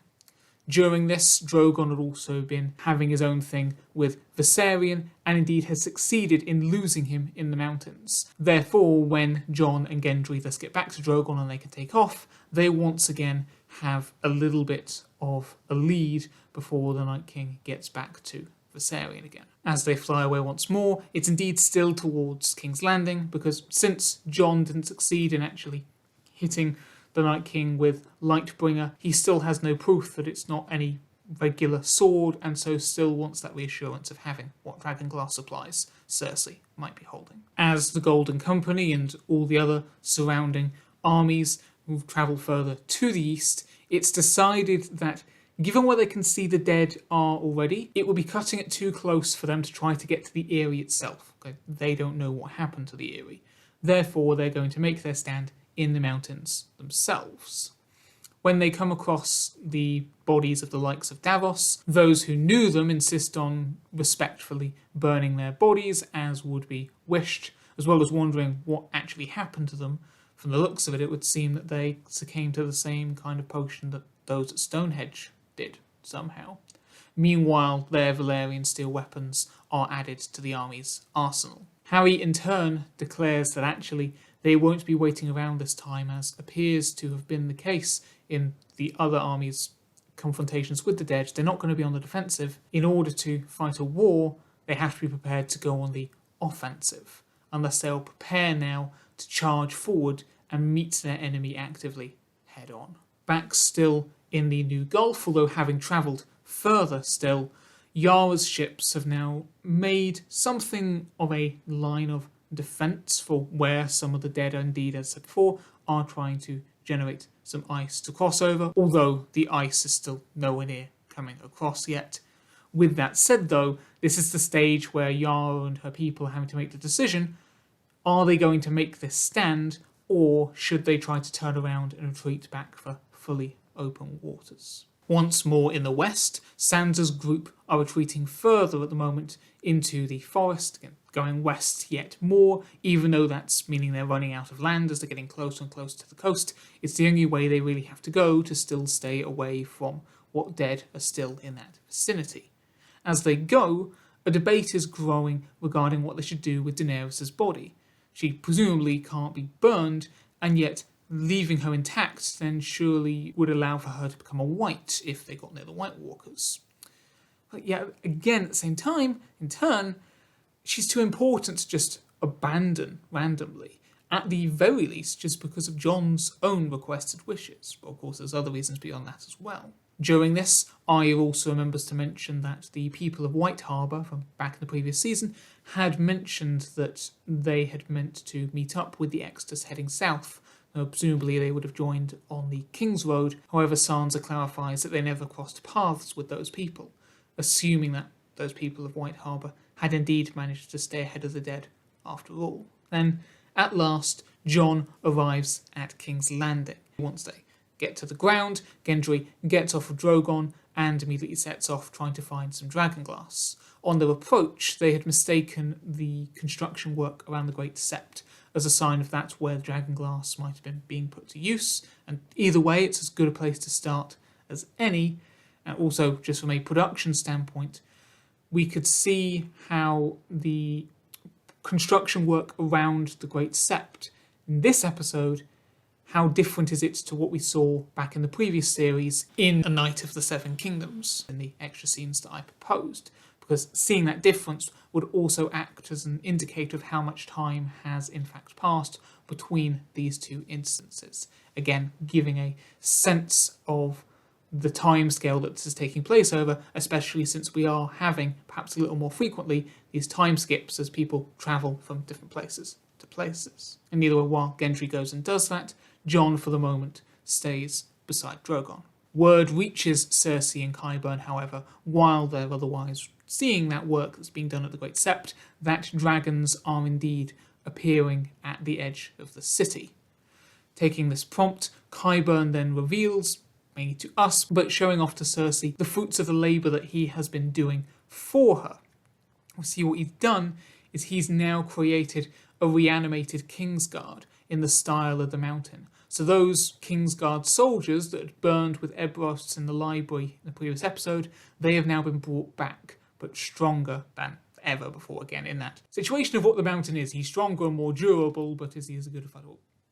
Up for debate. Either way, we now have a whole Kingsguard of warriors like that. Which, also to be clear, I don't think that the reanimation process turns people automatically into the likes of the Mountain. He was big and strong already, but again, the process still adds some strength. It's also, around the same point, seen that the Lannisters' weapons and like Scorpion ballistas have already been equipped with extra dragonglass fittings. So they're already ready for whatever might come in that respect.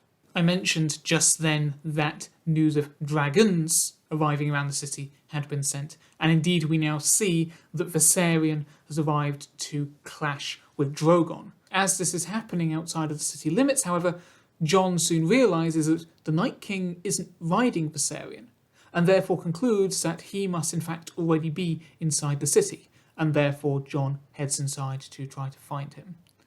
Gendry, already being inside the city itself, as he walks through the streets, starts to notice an icy shroud falling over the place.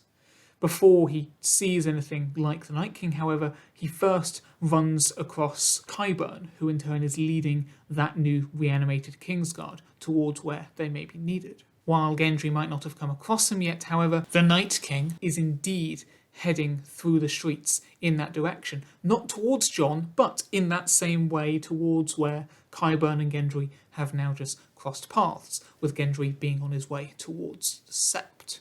The reason for this choice of direction becomes clear when, once within proximity to them, the Night King is actually able to take influence over those reanimated Kingsguard, seeing as they're somewhat dead, kind of with the process of what Qyburn did to them, so now they become as whites, although again, stronger and larger and more durable than the average white might be, and thus, though, they now become more erratic as regular whites are, and start attacking the people in the surrounding area. Qyburn and Gendry then getting out of the way. Although other civilians can't, and anyone who does fall in that respect then becomes a regular white, and so we have a pocket within King's Landing of a new white horde starting to generate outwards. They didn't need to wait for the rest of everything in the north to make it all this far south already. Speaking of the lot that are further north, however, we now actually finally see why the Golden Company are so infamous as a fighting force, as they then lead the assault against that group of the dead that have been coming through the mountains after all. The likes then of Jaime, Brienne, Bronn, keep up alongside them, along with the Dornish and other northern soldiers, and this all with the aid of the Valyrian steel weapons that they had. Without those, they definitely wouldn't be doing as well. Unfortunately, among these ranks of the dead, not only are there more spiders, but also the reanimated remains of some giants that had also been around with the caverns of the children. Thus the threat here is even greater than what they had thus far. Back in King's Landing, Euron leads some of the Lannister soldiers up to the Scorpion ballistas, where they're ready to attack the dragons.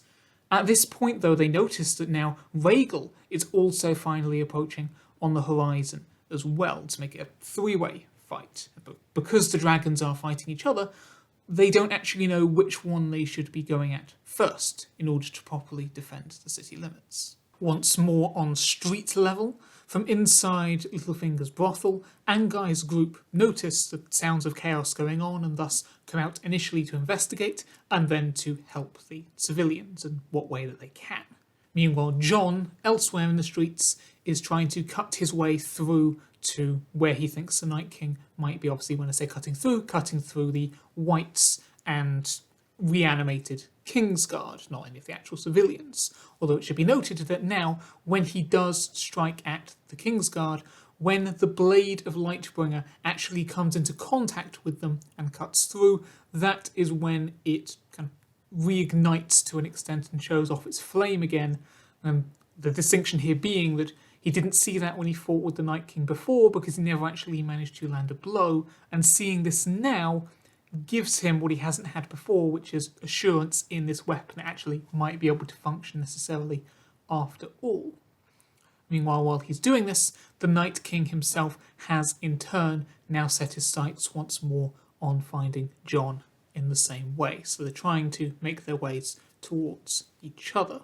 In a similar way, back up north, now a White Walker has joined the horde of undead that are getting closer to Sansa's group, who are indeed to say still trying to retreat closer and closer to the coast, although at this point there really isn't much left that they can go to. Out in the Gulf, where the Hand of the Waters struck, no matter the decision that Yara's ships had come to, the ice bridges being formed by those White Walkers are now close enough that Yara's ship don't have a choice. The Ironborn will now have to stand to defend themselves against those that are hence coming across the water. Before that fight specifically starts up though, we shift back to King's Landing, where we see that after they dispersed, when the Kingsguard returned, Qyburn has made it back to the Sept, with Gendry having followed him, so they're now back with Cersei and the Mountain. And since the Mountain was separate from the other Kingsguard before, he hasn't turned just yet. Cersei would demand to know who Gendry is, but Qyburn insists that first and foremost their priority has to be getting inside to relative safety. By contrast, those on the outskirts, those manning the Scorpion ballistas, who haven't yet been burnt, they've concluded that of the clashing dragons, they should probably be aiming at the undead one. Although, even though they may have concluded this, their shots are either missing or instead hitting the other two dragons. Not that they, the ones firing, see that as a waste, however. Ultimately, the result of this is that Rhaegal is actually killed by the Scorpion ballistas, to which Euron celebrates. Meanwhile, Drogon is injured. Back in the forest up north, some of the surviving Northerners are trying to climb the trees to see if that at all might afford them some separation from the Whites, although the Super Pack are still around them, still trying to offer some sort of defence, and Sansa is found that she will stand with Arya in actually staying on the ground and trying to fight off what they can together. They would use fire in lieu of dragonglass or Valyrian steel to try to fend off the Whites, but considering that they're in a forest, it's felt in the heat of the moment that no, they're not going to go for that, since that could make things even worse for themselves in turn. With the rate at which the Whites had started crossing the ice bridges over the Gulf having been somewhat slow and tentative, initially the Ironborn had been able to pick them off. However, now the dead are becoming a bit more rampant and frequent, making it harder and harder to pick all of them off before it comes to close quarters. In a couple of instances, there might be a glimpse of a gap in the horde around the ships that would expose the ice below, at which point the Ironborn there would try to break that bit of ice to free the ships. However, even if that works, there's still no immediate escape from this situation now.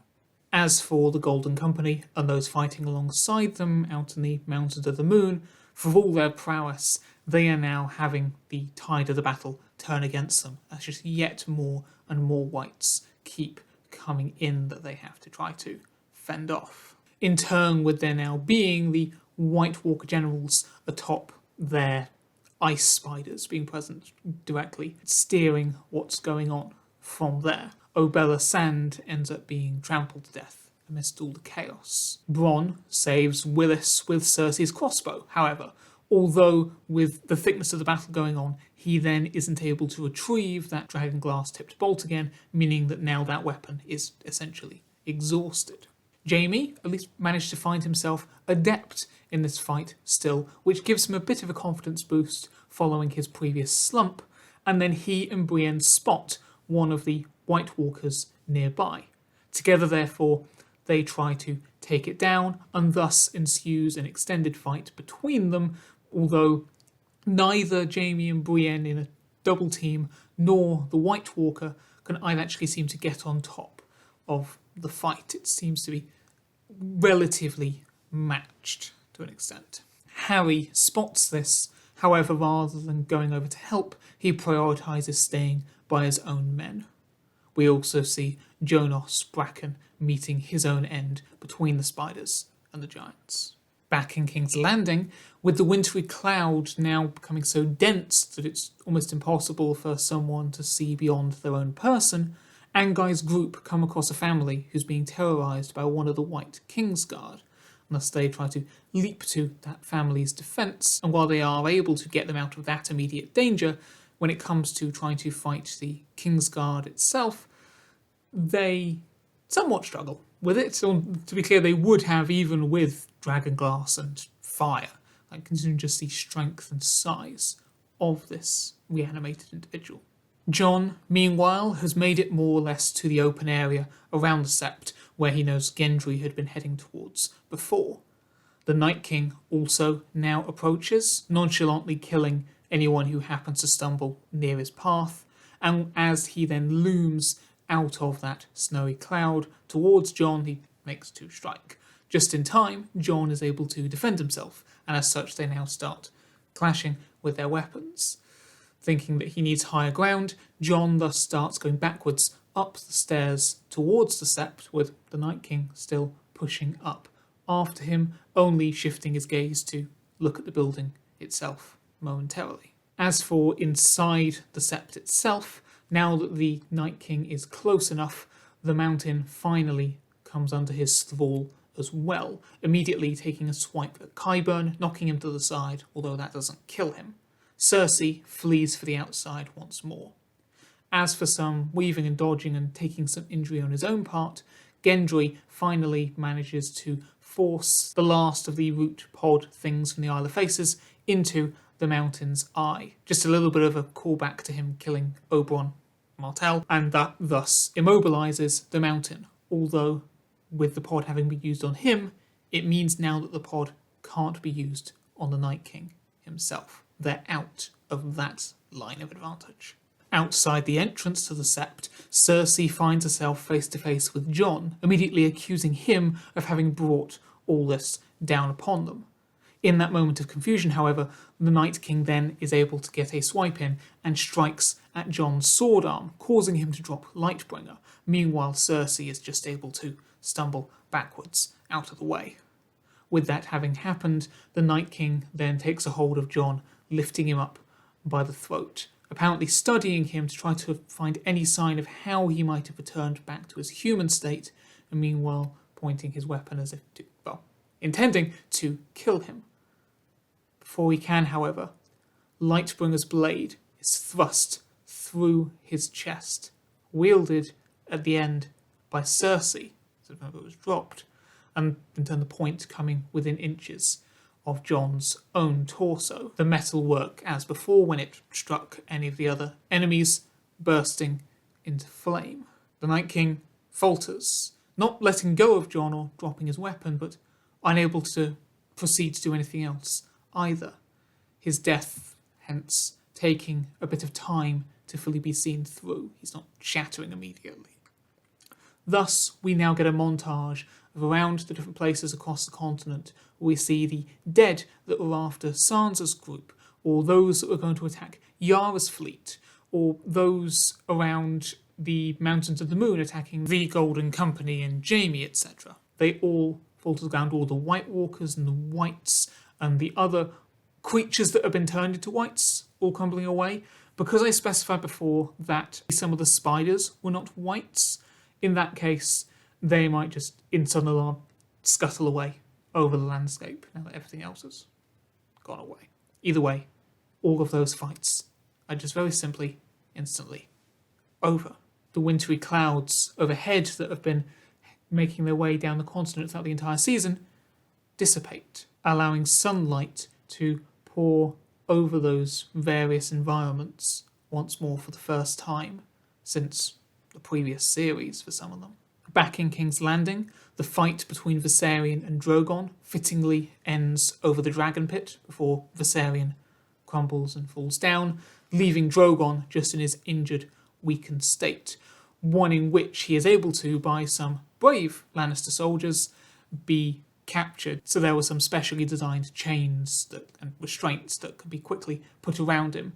This all per Cersei's earlier comment that if there was a chance, she wanted to be able to claim one of the dragons for herself. So yes, in his injured state, he now is captured in the dragon pit. As for the Kingsguard throughout the city, of course, again, any citizens turned white fall down, but the Kingsguard return back to their usual form of reanimated.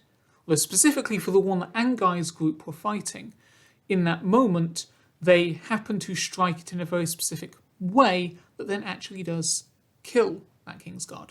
They thus having identified, in that instance, a weak point that might be true of all of them. So, just on that note, while I haven't necessarily come up with a decision of what that weak point would have been, it would need to simultaneously be somewhere that isn't immediately accessible. And so it could easily just go up to them, stab them there. But at the same time, it wouldn't want to be somewhere really weird. But either way, they note some weak point on the Kingsguard that can be used later. The wintry shroud that was filling the streets is now dissipating as well, just like the clouds had above.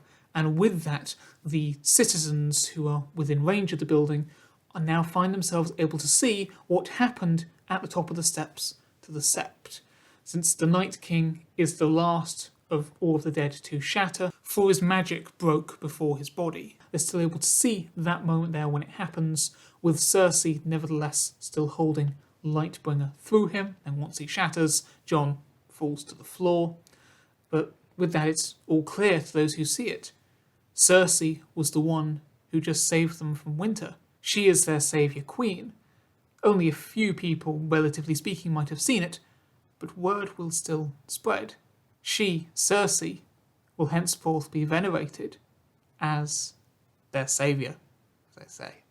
So yeah, in a show which, from the impressions that I got with other people talking about it, dealt in doing big twists. Hopefully that would be one that would meet up to standard. I don't remember anyone predicting that she would be the one to deal with the Night King. Just as how I opened this episode with a little bit of caveat clarifying a couple of things, I'll just do the same now at the end. With Melisandre having more recently been thinking that Arya was going to be the one to take down the Night King, so I kept that from it being in the actual episode 3 itself. The source for prophecy that they gave for that was the fact that when she had met Arya in a previous series, she had foreseen that she would shut brown, blue and green eyes. And then in the episode here, she then kind of retroactively implied that all the blue eyes would be the eyes of the Night King, and that's what then convinced Arya to go out and do it. So what we'll be saying in this case is that That sudden faith in Arya in being shutting blue eyes was in turn erroneous. After the fall of Stannis and realising that he was not the actual saviour, and indeed in the heat of the Battle of Winterfell, she became so convinced, actually, no, yes, of course, Arya was the actual one we should have been looking at. Even when the Battle of Winterfell went wrong, if we remember at that point, per my version, she was also riding off the fact that having seen Beric being brought back again, this was convincing her that the Lord of Light was still with them. She wasn't going to let go of this. No, she was definitely right in this one, that I was the one to take down the Night King. And even then, as I say, when she brought back Jon as the Azor Ahai with Lightbringer, that was more for the blade itself. And he was still a champion, but still, she's thinking, I was going to be the one to take her down. Yeah, that was more trying to convince herself she was incorrect in that respect. Arya did indeed shut a lot of eyes as a girl, as no one. But that wasn't meant to be in this case. Well, even then, arguably, she still killed the White Walker in my version of episode 3, so that still technically came about, but that's why there. And in turn, with Jon being an incarnation of Azor Ahai, if you want to think about it in that way, that figure is merely a champion, a saviour kind of figure, but that doesn't necessarily mean that he would be specifically the one to deal with that exact threat of the Night King. You also have the term the Prince Who Was Promised. Technically, they are two separate prophecies, but some people, including Melisandre, it would seem in the stories, do conflate Azor Ahai, the Prince Who Was Promised, as one. So we could think of it in that way. Or alternatively, you could look at the Prince Who Was Promised separately, and additionally with the fact that, as it's revealed in the actual stories, because it comes from, I think it's Old High Valyrian, and in that the term is technically genderless, so it could be interpreted as either the prince or princess who was promised. And again, if I'm remembering correctly, that was how the show justified Arya being the one to do it. We could actually apply that here to, again, why it was Cersei. So Azor Ahai being Jon, or he being an incarnation of that, while Cersei is the princess who was promised. Technically she's a queen, not a princess, so we could get into the semantics of that. But either way, this is all whatever open to interpretation, whatever. This is all hypothetical anyway. My potential theorised version of a thing that's already got made a different way doesn't matter. Just wanted to say, since I have been dealing with other prophecies from the books or the shows, wanted to iron out those little details there. But with that, we can now move on to our, what in this version, episode 4, would technically be episode 5, with the first one being split up, Enemies of the Throne. On the Isle of Faces, while Sam is still trying to study what history there is available about the Children of the Forest, Gilly finally manages to convince him that they should really be returning to the mainland for the sake of little Sam, to which he then concedes. As for up further in the north, in the aftermath of the battles in the Mountain of the Moons have now finished because all the dead went away. Those armies from Westeros, like the Brackens, they prepared to go home, assuming those homes weren't respectively lost in the Hammer of the Waters. However, now that that battle is done, Harry keeps his word from before, and thus has the Golden Company turn on those who presumably wouldn't still be loyal to Cersei, so primarily the Unsullied, taking them captive. Jaime, Brienne and Bronn, at least, are given a choice as to how they wish to respond, as to who they would bend the knee to still. We don't have to wait long at all to find out what that decision was, however, if it was even in doubt, as we then have a little bit of a time skip forward to the Golden Company and their captives now arriving at Harrenhal, with that trio being indeed among the prisoners. While he won't let Brienne see, Jaime, from this point and henceforth, is feeling something of survivor's guilt, having expected fully to die fighting winter up in the north. Now that it would very much appear to be over and they're all still alive, looking at the people directly around them, it doesn't seem right that he should be able to get any of the happiness that it seems might be developing between him and her. That being said, he's nevertheless able to convince Harry here that it would in fact be unwise, given how many Unsullied they have restrained, to bring them back to King's Landing without knowing for certain that Cersei would be prepared for dealing with all of them as a potential threat, hence inside the capital.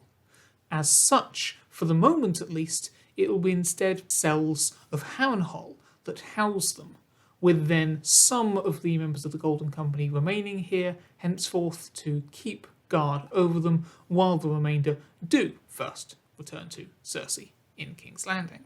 And while they're here, those who are remaining, Howland and the Crannog men will mainly be keeping out of their way. They're also rather interloping in this castle to begin with, and they don't want any further trouble than has already been had. It's also realised along the way that some of the Valyrian steel weapons that Daenerys brought back from Old Valyria were actually tainted with traces of greyscale, which is then affecting those soldiers who had wielded those particular items. When it so happens that Sam, for he and Gilly now also since that opening scene, have also made it back onto the mainland to Harrenhal, when it's made known that he cured Jorah of greyscale in a previous season, he is coerced into coming with the Golden Company, such that when they eventually come across the necessary items along the journey back towards King's Landing, or if it comes to it, when they get to King's Landing itself, he can then perform that treatment again. Feeling like he doesn't have a choice, again, he goes with them, but at the very least, Grey Worm, whom the Golden Company hadn't noticed, if we remember, he left Stonehenge before the Golden Company arrived, so they never saw him, and he came back to Harrenhal for Missandei. So they don't know he's here, but Grey Worm and Missandei both promise to look after Gillian, little Sam, in Sam's absence. Missandei also making reference to the fact that Grey Worm isn't like the other Unsullied. He's now set himself first and foremost to protecting her, so that same protection can be offered to Gillian, little Sam, at the same time. Even though, again, Grey Worm isn't entirely comfortable still in his decision that he is now prioritising this over his own position as a soldier, which he's held for so long, even if he feels like it's the right thing to do. With the help of Yara's ships, Sansa's group have now made it into the southern part of the continent, and so now sailing down the coast until now they claim Casterly Rock, which is still technically under the hold of Daenerys' troops from back a couple of seasons ago. As they've been going, Arya on horseback on the coast itself, so trying to keep parallel to the ships as they sail, has in fact been leading the super pack as they go. With so much of the north having now gone, whether that was because of the Hammer of the Waters or more the majority because it was wiped out by the White Walkers, the super pack are one of the remaining symbols of the Northerners' strength, so they're keeping them with them. It is noted through comments by Yara or whatever based around the state of the ships as they're in now, that when they actually came to the Gulf of Water, they had to coax the wolves onto the ships to sail that passage before letting them back onto dry land again, something which the wolves weren't too happy about, although surprisingly still they are nevertheless continuing back along with following along the coast, probably per Arya, although Arya in turn does say that she's not actually leading the pack, that's Nymeria doing that, she, Arya, is merely pointing them in the right direction. Then also finally, just in terms of details of what happens on this journey southwards on the ships, it's also acknowledged that this is when Yara finds out about the fate of her brother Theon, since previously when Sansa sent her Raven to the Iron Islands for aid, that wasn't amongst the details that were hastily put into that message. So Yara's now reacting to Theon's death. When news of Sansa's group settling in Casterly Rock reaches King's Landing, Euron is dispatched with a number of the Lannister forces to try to capture them. Meanwhile, though, still in King's Landing, with the populace there now, as I say, per the end of the previous episode, still hailing Cersei as a saviour queen, Jon and Gendry have been locked up in the Black Cells. The only reason that Cersei hasn't had them executed already is that she wants to wait until all of her opponents are gathered up and they'll be dispatched all at once, a fact that she makes clear to them.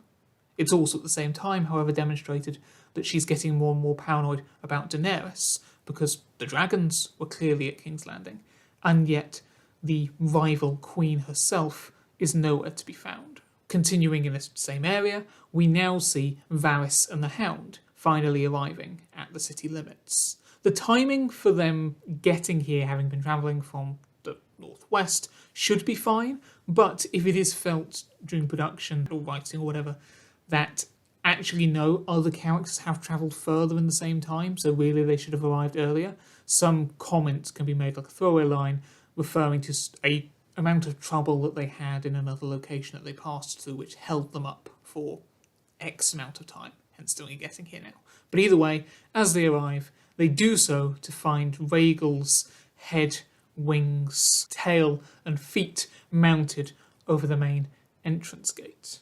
And otherwise, they are hence trying to work out what they're going to do at this point when Anguy spots them and recognises the latter, again from interactions they've had in previous series. As such, he then comes out and ushers them to enter in on his operation at Littlefinger's brothel, meeting the others. However, even once this is explained, Varys' priority is, as it was when he left Sansa's group, more still to re-establish his network of spies. Meanwhile, the Hound isn't really interested in this underground cell per se. That is until he finds out that they may have a way to take down the reanimated soldiers, specifically because that would include him now being able to take down his brother, the Mountain. Probably now just having a bit of an unspoken time skip a little. At Casterly Rock, Euron and the men he brought with him now arrive, per their task, to try to apprehend the Northern Lords. They don't expect Yara's fleet to also be there, however, plus you also have fighters among the Lords, like Arya. Therefore, with an element of surprise, the battle isn't an immediate victory for Euron's forces. There is more of a clash. Early on during it, some of those Lannister soldiers actually find, by happenstance, where Daenerys' body is being kept, and therefore they're able to smuggle it back to their carriages. And once it subsequently becomes clear that the tide of the battle is falling against their favour, those same Lannister soldiers leave in those carriages with the body, at least wanting to make sure that they, if for nothing else, return to Cersei with proof of Daenerys' demise. Meanwhile, as Euron is clashing with Yara, he brags to her that first of all, he's still the leader of the Iron Islands, per the prior Kingsmoot in a previous story, and also mentioning about his child with Cersei. Neither of this causes Yara to hesitate in succeeding in incapacitating him, however, despite his taunts. Indeed, more of a return quip once he's been assuredly dealt with, although not killed, as of yet. There's some line along the lines of, after what the Night King did, the Ironborn need a ruler who will actually be able to help rebuild our home, right? Indicating that he wouldn't actually do what people need for them, whereas she would. Despite this victory for the Northern Lords, however, Sansa still concludes that Cersei will just send more men.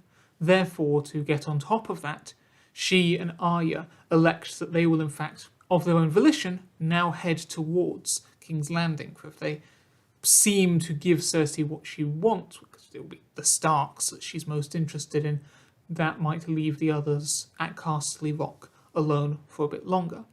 They do also ask that Tormund come with them, though, albeit at a distance, so that he can be as more covert as he can be, as compared to if he was just standing right with them. It's also then just believed by Sansa that once they get to King's Landing, they may also be able to capitalise on the truth of Jon's claim to the throne, even if just to cause more complications for Cersei, rather than it being a legitimate thought that with that Jon would then just immediately take the kingship from her. Before we can see them suddenly get to King's Landing, however, first arriving there are the Golden Company and the Dornish forces and any of the others who had been fighting further up in the north. Jaime, for one, has to be tactical about his reunion with his sister. Meanwhile, when it's discovered that he had previously knighted Brienne, she's taken to White Sword Tower, where other Lannister soldiers reside. They now, instead of the Kingsguard, who used to live there, but now, because of what Qyburn was doing, those Kingsguard now more live around the Guildhall of Alchemists. Harry hails Sam as the man who saved his troops, that curing of Greyscale having happened in the unseen transit since Harrenhal, and when Cersei in turn learns that he is technically now the head of House Tarly, she has him come onto her council to work under Qyburn. Bronn is thrown into the black cells with Jon and Gendry for having not fulfilled Cersei's wishes of killing Tyrion and Jaime, for all that he may now try to claim retroactively that he had a hand in Tyrion's demise. With this having been established, we next see, out at sea, Euron tied to the broken mast of a ship out on the waves. There just being this damaged ship here and Yara's ship elsewhere, she for the moment standing in front of him, clarifying that he is now to be left here, just floating adrift, tied up with nothing to let himself out with, to remain until he dies of thirst, or maybe something else will get him before that. In turn, based on their prior conversation, and also word that she's heard from Sansa, who in turn heard it from Jaime, clarifying that Cersei's child is not his. Euron may refute this and say it's all just her attempting mind games, yet all the same, he can't actually do anything to stop her, hence leaving in her own ship, sailing away, leaving him there all alone, that then being the last we see of his character. At King's Landing again, having heard that the Starks might be on their way, Jaqen, who's still disguised as Ilaria since he's still been interacting with the Dornish troops, waits at the city limits to see them arrive. Before this, however, first comes the carriage that had raced away with Daenerys' body. So he sees that approaching, and also sees members of Angai's group ambushing them, they too having thought that it might be the Starks. And as such, Jaqen then follows that group back along with what they've taken from the carriages to Littlefinger's brothel, where secretly from the sidelines, not interacting with them, he first of all comes to understand the nature of their group and also with them learns of Daenerys' fate. In that she's dead, not the details, since no one present there would know how it had happened. Meanwhile, nearby, in the Tower of the Hand, Varys ends up confronting Qyburn. Qyburn is unsure as how to react to Varys' sudden return, yet his first composed reaction is to then see if during his time in the north he had learnt anything else about wargs which might help in his research pertaining to Zana. From information that his own spies had managed to procure for him, however, Varys instead manages to lead the conversation such that it coerces Qyburn into admitting to something he's been doing for the last couple of seasons. Through experimentation, he's developed a potion which, when given to Cersei secretly at intervals, to an extent helps to keep her mind stable, staving off her becoming the Mad Queen just yet. However, an unintended consequence of this, it's turned out, is that it also gives her the symptoms of perpetually being in a state of pregnancy, although thankfully again the aspect of it which is affecting her mind seems to allow her to not really focus upon this fact. This in part also just to justify why over the last couple of real seasons Cersei was perpetually in a state of early pregnancy for far longer than she ever should have been, unless the gestation period of peoples in Westeros is different to us on Earth. Varys supposes then that if the effects of this potion can be reversed, that would lead to an acceleration of Cersei becoming more unstable, which could shatter the image that the public hold of her, thus making it easier for their other groups to take her down without a public revolt, however dangerous that might then make Cersei in those subsequent sequences, both for them and for the public at large. With that notion in mind, Varys manages to steal Qyburn's notes on the potion and slips away. As for Sam, he's now sneaking down to the Black Cells, not wanting to believe that Arya and the others succeeded in reviving Jon until he sees it for his own eyes, which indeed he subsequently does do. There's nothing he can do for the prisoners while there's guards around. He can't let them out or anything. But since he is on Cersei's council now, he is permitted by said guards to at least talk to the prisoners for a little bit where they can reconnect as much as is possible between the bars. It's now that we see Sansa and Arya, in fact, actually flanked by the Super Pack, arriving outside of King's Landing. When the guards attempt to deal with the Super Pack, the sisters resign to, for now, leading them as per the guards' wishes to the Dragon Pit, so that they can be held securely within what there still is of the passages around the lining of the pit itself. And while here, we also see that Drogon is still restrained there in turn in the middle of the pit itself, with Zana having been tasked with perpetually trying to walk into him to keep him docile. Although this is seen to only partially be effective, it's in the lore anyway that dragons are something a lot more complex to try to walk into, but we see that here because the mistiness that would usually be over the animal's eyes is incomplete, it's only partial. Because it's the Stark sisters who are involved here, Harry has been additionally assigned to make sure that they are kept under guard, they don't try anything. But also, since he's here and he's now seeing the super pack, he becomes fascinated by them and wonders aloud, musing, could such animals be trained for use by the likes of the Golden Company in combat? At Littlefinger's brothel, the Hound brings in Tormund, whom he found sneaking around the streets.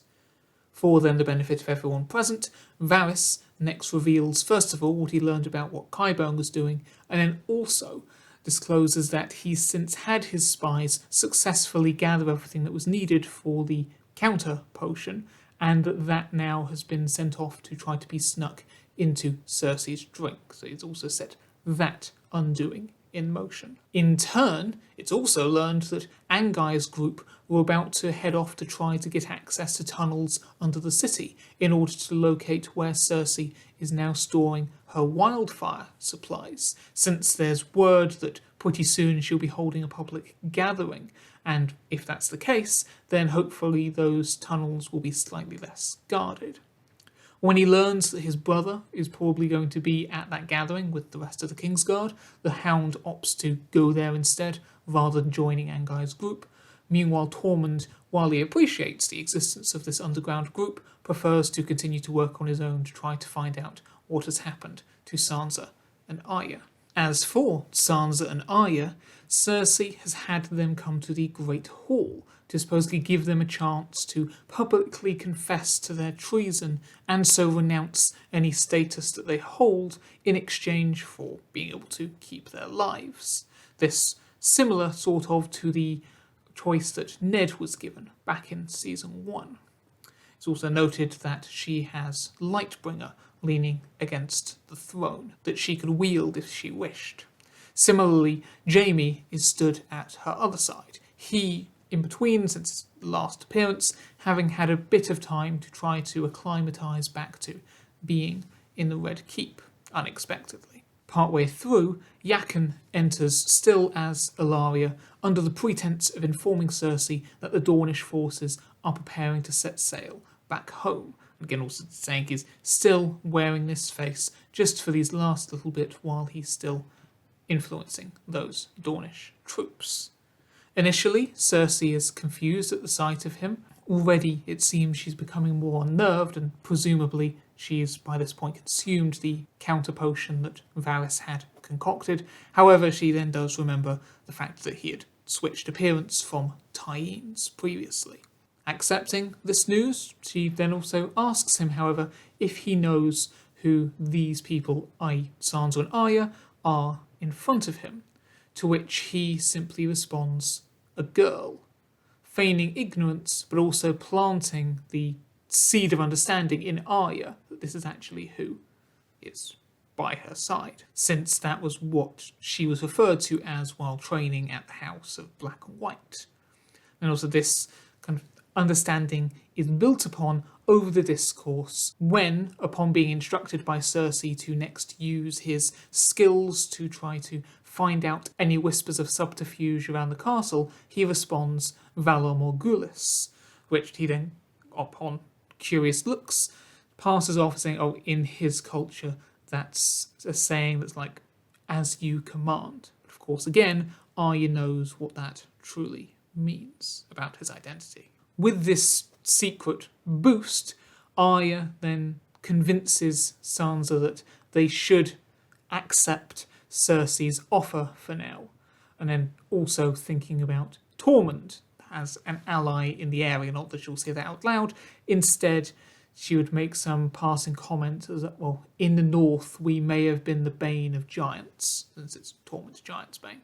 So yeah, they have allies in the city that they can rely on, they can afford to play along for the moment and see how this goes. All the same, while they are therefore conceding, Sansa still opts to give something of a taunt to Cersei, remarking that there are others who could rightfully claim that same throne. More Targaryens. With that, it's seen next that in White Sword Tower, Brienne hasn't been being accepted too kindly by all of the other soldiers who reside there.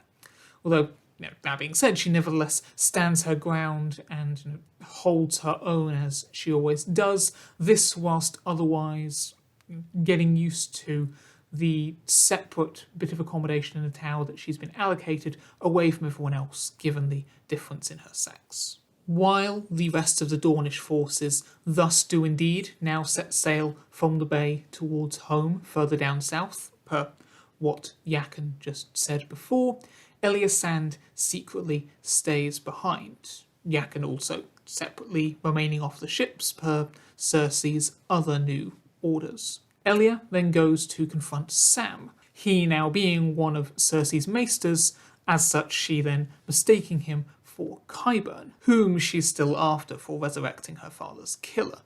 Sam convinces her that she's got the wrong person and also tries to tell her where Qyburn might actually be. This then relating to the public appearance that was mentioned before that Cersei was going to be holding and that we're about to see in a moment. Before that, however, we next return to Angai's group as they are going through those underground tunnels, indeed succeeding at this time at managing to sneak past and through to where they need to be.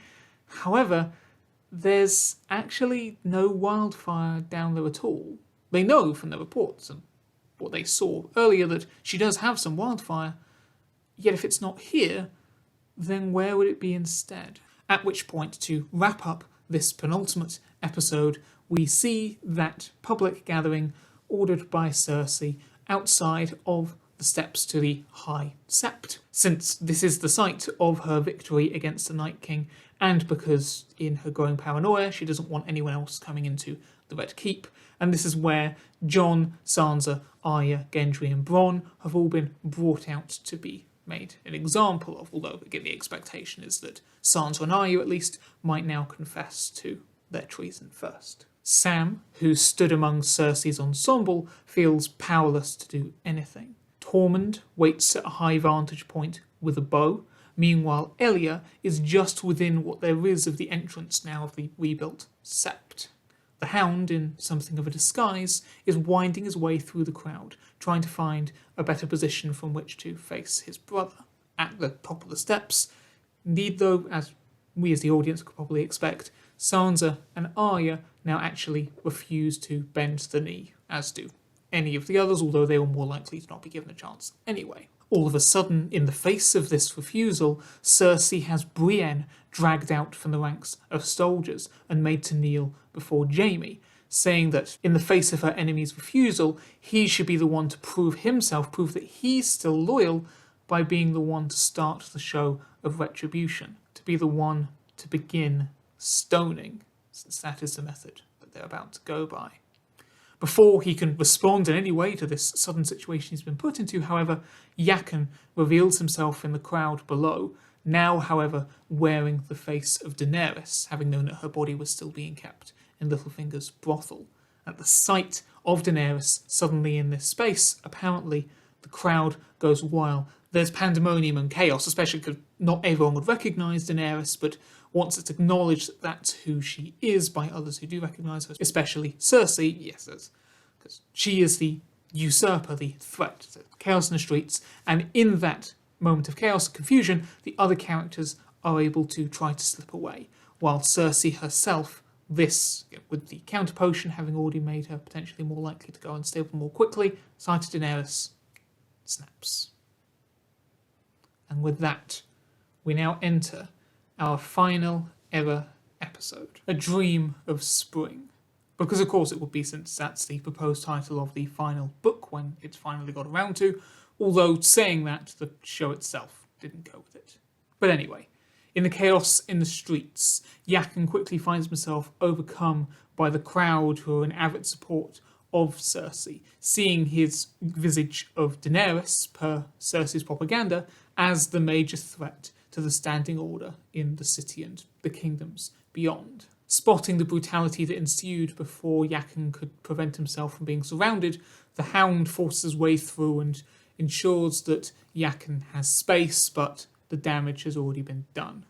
Arya makes it there just in time to remove his guise of Daenerys, revealing what we usually associate as his true face. But of course, as a faceless man, we can never know. But either way, having done that, he is then also just able to say to her, remark that the many-faced god had indicated that he had a purpose here, this being the meaning that was conveyed to him by the shadow entity back in my version of Series 8, that if he had simply gone ahead with what he was hired for, i.e. killing Euron, he wouldn't have then stuck around to partake in this. Now, this could be seen by us as the audience with a wider viewpoint, as him having actually sadly been manipulated, since the shadow entity we can infer came from Quaithe being a shadow binder, and that was all part of the deal back in the second episode, Night of the Seven Kingdoms, per the scene that I added in, wherein, as part of that agreement, you had that they would make sure that he ended up where he needed to be.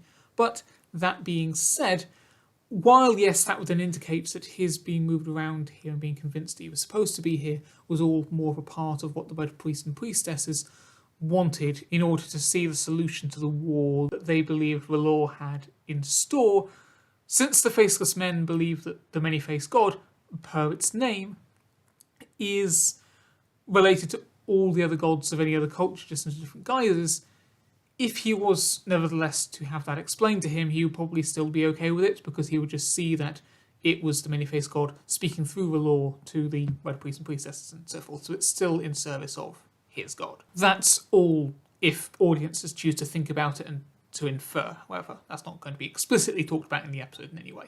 Rather, meanwhile to that scene, we then also have Tormund rounding up Jon, Sansa, Gendry, Bronn and Brienne and leading them to Littlefinger's brothel, where two Angai's group are returning to report about the absence of wildfire in the tunnels underneath the city. When Arya and the Hound get there as well, Arya says that if they give her a little bit of time to prepare, she can get close enough to Cersei to find out the better intel that they might need for going forwards, given that now their position is very much they need to deal with Cersei, and how are they going to go about this? During that same discussion, Sansa, while she respects his decision to not wish to actually seek the throne, asks of Jon whether he would consider using his claim of heritage through being a Targaryen to at least manipulate Cersei or confuse the situation further, but no, he is adamant that that is not who he is as a person. He does not want to go down that avenue.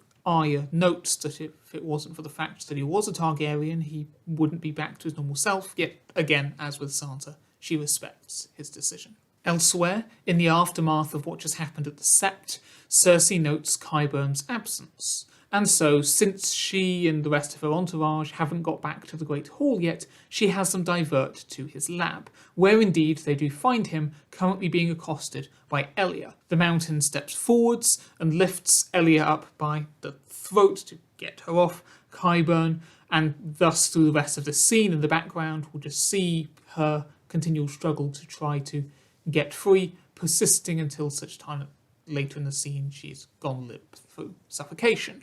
While, although first Cersei does try to get information out of her, again, within the Mountain's grip, however, she partway through then shifts her attentions and accusations upon Qyburn.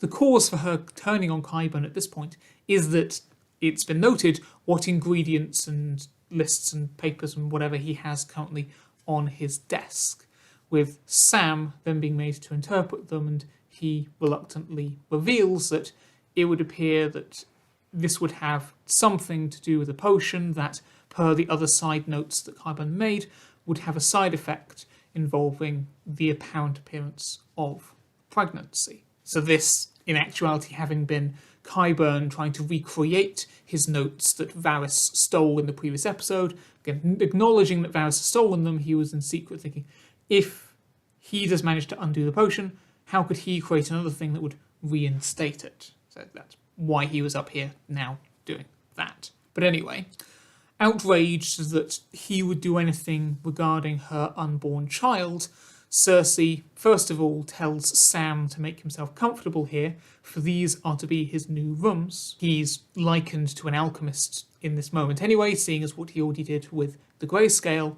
And then she also has Jaime, who's first of all shocked by what's happening anyway, and then also alarmed that she and he might not be having a child after all, and she has him hold Qyburn still with his arms tightly behind his back.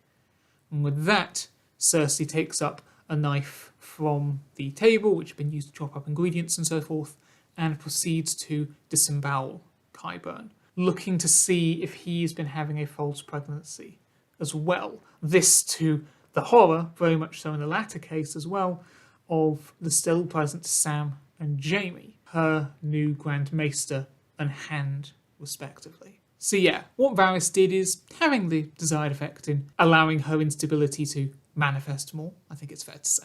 Cutting away momentarily so that there can be some allowance of progressions of scenes elsewise in the background with those same characters we just saw, we next instead have Brienne sneaking back into White Sword Tower, where the Lannister soldiers and some of the members of the Golden Company are currently recuperating, in order to try, and indeed succeed, in stealing some weapons to bring back to those in Littlefinger's brothel, she banking on at least some of the soldiers there still viewing her as one of them, even if it still isn't friendly. And having seen that, we now say return to the characters in the previous scene, those still alive, i.e. Cersei, namely, whom we now see sitting on the Iron Throne in the Great Hall, still with traces of Qyburn's blood on her clothing, as well as other people around there, including Arya, who is now wearing Yakin's face. Again, Cersei doesn't know that it was Yakin who was killed out in the streets before. So from her point of view, he is just finally discarded with the Ilaria disguise. But either way, Cersei is now instructing of the reanimated Kingsguard, some key other members of the Golden Company who weren't in the previous scene with Brienne, so this namely being Harry and any other important individuals, and Jaime. So she's getting all of them to hence seek out to try to find Daenerys. Where has she got to? We also see as the audience from this point, when we get some shots from Cersei's perspective, that she's actually beginning to hallucinate Daenerys, as if out of the corner of her eye, showing visualization of her growing paranoia, and that would continue throughout any of Cersei's remaining other scenes. And if they do find her, she's to be taken to the Dragon Pit. As much as Arya would like to strike now, to do so would then also mean having to fight against all of the other soldiers in this room simultaneously. Although even though she doesn't, hence, take the opportunity now, she nevertheless is able to convince Cersei that while they are all hence searching for Daenerys, she should stay here on the Iron Throne. And what this means is that when Jon and all the main characters come to go after Cersei eventually, they should know where she is, i.e. she'll be in here, rather than potentially anywhere around King's Landing.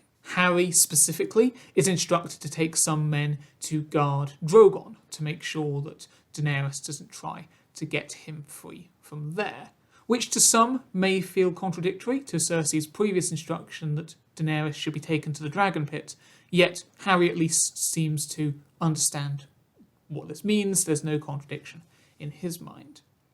Once they're all starting to disperse and search for her, Jaime deviates off on his own, and once alone, he silently vents his frustration with this whole situation. His internal conflict regarding Cersei and everything else, stronger and more visceral than ever. And speaking of visceral sensations, just back in the Great Hall, Cersei then puts her hand to her abdomen, the reversal of Qyburn's potion in regards to the side effect of the pregnancy symptoms now undeniably being felt beyond just the effect it's having on her mind. With that, to break briefly from the King's Landing scenes, up at Harrenhal, we find out that Howland has been exchanging messages with Edmure Tully over at Casterly Rock via Raven, although keeping this discourse secret from what members of the Golden Company are currently remaining at the castle as well, guarding the rest of the Unsullied soldiers. And when Edmure finds out that Grey Worm and Missandei are there at Harrenhal as well, having been told about them whilst the Northerners were travelling, he asks that Howland let them know that their Khaleesi has passed. Edmure, having found out about that phrase from the Northerners as well, who in turn had heard it from the Dothraki before the Battle of Winterfell, and is choosing to use this word in case using Daenerys' name itself and the message got out would further spread the news of her being dead, and this way it's a little bit like a code word. Fewer people are going to recognise the phrase Khaleesi. When Grey Worm and Missandei hence find out that Daenerys is dead, this prompts them to reflect upon their views and experiences of her, the good and the bad. And Gilly being there acts as a mechanism for them to verbalise all of these thoughts. And once they've said what will be needed to in their reflection upon her character, they also wonder, now therefore, what's left to happen at King's Landing if she's not going to take the Iron Throne? Once more in Littlefinger's brothel, with both Brienne and Arya having returned from their respective excursions, the group continue to deliberate over what to do with this new information and everything else they already knew. Considering that the reanimated Kingsguard and others will now be patrolling the Red Keep, one idea is to try to draw them out into the streets to show that in Cersei's instability, she will care more about them trying to find Daenerys than the safety of the citizens, since this Kingguard, etc., are now going to be potentially dangerous in their persistence of trying to find Daenerys. However, that is considered, though, unnecessarily endangering civilians, therefore that won't exactly be gone with. So, if not to sway the public, did we just drive Cersei mad to make things even harder for ourselves? This is simply the situation we have to deal with. There's no changing it now. We have to take this opportunity to go after her. We know exactly where she is. For this to work, she can't be allowed to leave. We win or we die, and our win has to be absolute. The precise nature of their plan, henceforth, isn't actually revealed at this point to the audience. However, it's decided that Arya, the Hound, Brienne, Tormund, and the best of Angai's men will hence make their way back into the Red Keep to push past the soldiers patrolling to hence make sure that Cersei stays where she is. Meanwhile, Jon and Sansa will go to try to free Drogon. In preparation for Cersei's death, not wanting there to be a prolonged power vacuum, Angai insists that Gendry hence now go out into the streets to make himself known and to be charitable to all that they come across, thus putting himself in a good public standing for when he hence goes on to claim on his Baratheon heritage. Not that Gendry is really sold on this idea of being hence the one to step forth to claim rulership, even if temporarily. Being tired of all the fighting, Bronn elects to go with that group with Angai and Gendry. Meanwhile, Varys, not knowing about the man's death, feels he would be best to go now and make sure Qyburn doesn't complicate things any further. On the note of Qyburn, even though his body has been moved, Sam still doesn't really want to be in those particular rooms that are now his by title of Grand Maester. Therefore, he's brought all of what he thinks to be the important papers out of those studies into the corridor. He's now reading them on the floor. As he's doing so, he's come upon by Jaime, who's just needs someone he can trust to talk to, even if the two of them aren't that close. Sam thus finds himself being audience to Jaime's anxieties, to which he can only really offer awkward advice. Brienne is also mentioned, along with the nature of their last encounter at the end of the previous episode. Eventually, Varys comes across them as well, fortunate that he had had a clear path beyond the secret entrance that he entered the Red Keep through. He is soon informed of Qyburn's fate from both Sam and Jaime, meaning that he doesn't actually need to be here after all. That being said, before he makes any motion to leave, the continuing conversation also leads on to the reveal for Jaime that the rest of the others are making their final move, hopefully, against Cersei as they speak. On hearing this, Jaime insists that they have to give him a chance, give him the time to try to make her see sense. And while Varys doesn't think that's a good idea, he can't stop the man from trying either. As Jaime hence departs back towards Cersei, Varys and Sam exchange concerns. With that, now would be when Varys would try to leave. However, it's then that Sam comes to something pivotal in the papers that he's looking over that previously belonged to Qyburn, causing him to call out to Varys to get him to stop, come back, and see what he's found. He's looking at the designs for what looks like modifications to a large room somewhere within the Red Keep. There then also being annotations around it, one of which referencing Castamere. It would seem that Cersei intends to trap her enemies all inside of this room, presumably after they've publicly confessed or surrendered, and then having liquid wildfire pour in from the top to ultimately drown them in there. So the room having fully been sealed, part of the modifications, this hence killing the Mother of Dragons, that was the plan, with fire, even though she can't be burned. Which makes this a pit for a dragon, in other words, a new dragon pit. Hence Cersei's comment before that Daenerys was to be taken to something under that title. This then, to clarify the annotation, being in the style of how her father Tywin won a victory at Castamere previously, with the infamous reigns of drowning the occupants of that castle, who were his enemies at the time. Worried that this may be a very trap that their friends are about to walk into, Varys hence tries to work out where within the Red Keep a structure such as this could have been put together. This discovery may be too late, however, for elsewhere in the Red Keep, those who had set upon making sure Cersei doesn't leave the Great Hall have now become somewhat separated by the likes of the reanimated Kingsguard and Golden Company members, etc. We don't end up actually seeing Arya either at all or in a massive capacity during the sequence, but we are witness to Angai's men falling first, and then the Hound, who's actually succeeded and managed to clash with his brother the Mountain, Tormund and Brienne, respectively, being forced to retreat while still fighting for all of their prowess down the corridors, and what ends up happening is that they're being steered into one chamber in particular from different sides. And once they are inside, their opponents not coming in with them, bar for the Mountain, who is still completely locked in combat with the Hound. Once they're inside, the enemies aren't.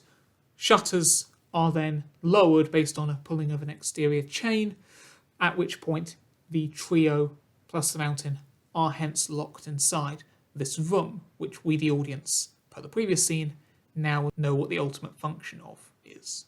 Out in the city, Jon and Sansa have slightly lost their way in the winding streets. However, this at least has afforded them the opportunity to make up for time lost since the Battle of Winterfell. Not that they're still not trying to get to the Dragon Pit as expediently as possible, but as they're talking now, once they turn back from these more personal discussions to the matter at hand, however, Sansa also asks if Jon is sure that he's okay to go through with this, alluding to the nature of the plan, which once again we still don't know as the audience in its entirety.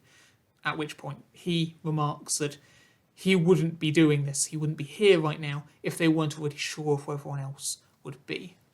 With that, however, they do now find themselves arriving at the Dragon Pit at last, the original, and hence are faced with Harry and the men that he brought with him there to protect Drogon. As for inside the new Dragon Pit, while the Hound and the Mountain are still going at it with each other, Brienne and Tormund are trying to work out how to get out of here. Yet these new panel/doors seem completely impenetrable. High above, just below the elevated ceiling, other panels are now being retracted by other unknown people outside, and hence numerous containers of wildfire are now pouring their contents inside, and so the level is starting to rise. It's acknowledged that if they were to ingest any of it, it will probably be toxic, presumably then killing them even before they could be submerged.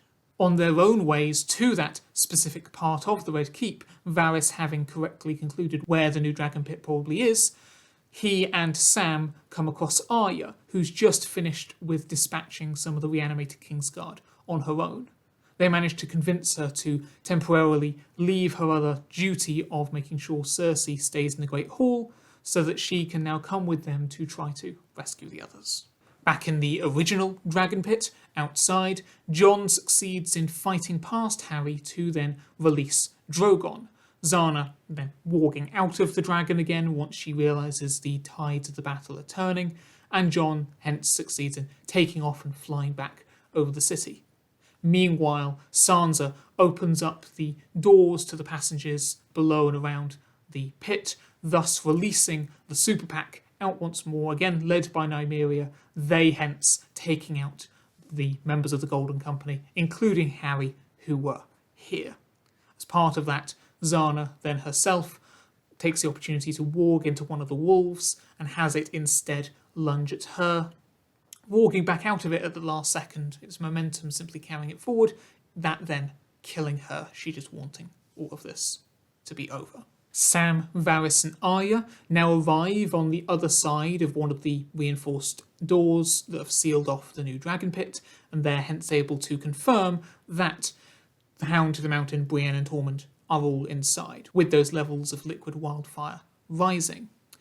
Varys concludes that there's probably some way that they can stop the wildfire pouring in if they were to go up onto the higher floors, thus resulting in them all running away from the dragon pit again to find stairs to go up and back over. Arya once again has to make that choice of she needs to help these people, but at the same time, the longer she stays away from the Great Hall, the less of a chance she may have still of finally being able to strike Cersei's name off of her list, which she's had throughout the show. Out in Flea Bottom, handing food to those they pass from a supply and Angai's cart behind them, Gendry and Bronn discuss the notion of kingship, the fact that Gendry doesn't want it, and in the process Bronn also brings up once again that he's always wanted a castle, not that fate has been so kind in that regard. Since, however, this could feel like a sudden halting of pace, whereas you've got more actiony stuff going on in the Red Keep to pause for this conversation, this really wouldn't last very long, just a few lines, before which we suddenly see overhead, which causes them to pause as well, Jon flying over on Drogon back towards the Red Keep. In the Great Hall, Cersei's hallucinations of Daenerys have become even more vivid, to the point where they're now even taunting her, reaching the point of being prepared to storm out into the corridor seemingly after the hallucination. Her hand is literally on the door to open it. Cersei is only kept in the room by Jaime turning up at that exact same moment and seeing what's about to happen, convincing her to go back and sit upon the throne, with him thus seeking to snap her back to reality rather than focusing on any hallucination. In the conversation that ensues, she, with a more firm expression that is more familiar with her rather than anything that would indicate to her madness through any maniacal manner, goes on about what she ought to have by now and what she'll hence do to those who have stood in her way. With the North gone, nothing should remain as an obstacle to her. She is the saviour queen. Everything should finally be going perfectly for her, and so to ensure that nothing else untoward arises, she proposes that they should later scour all of the remaining kingdoms to wipe out any lingering seeds of rebellion, leaving only the adoring masses. Already Dawn, for instance, has proven itself to be too untrustworthy in the past, even if they were managed to be manipulated into helping in more recent events. Cersei's opinion of Elya's ambushing of Qyburn is mixed and not really the focus here.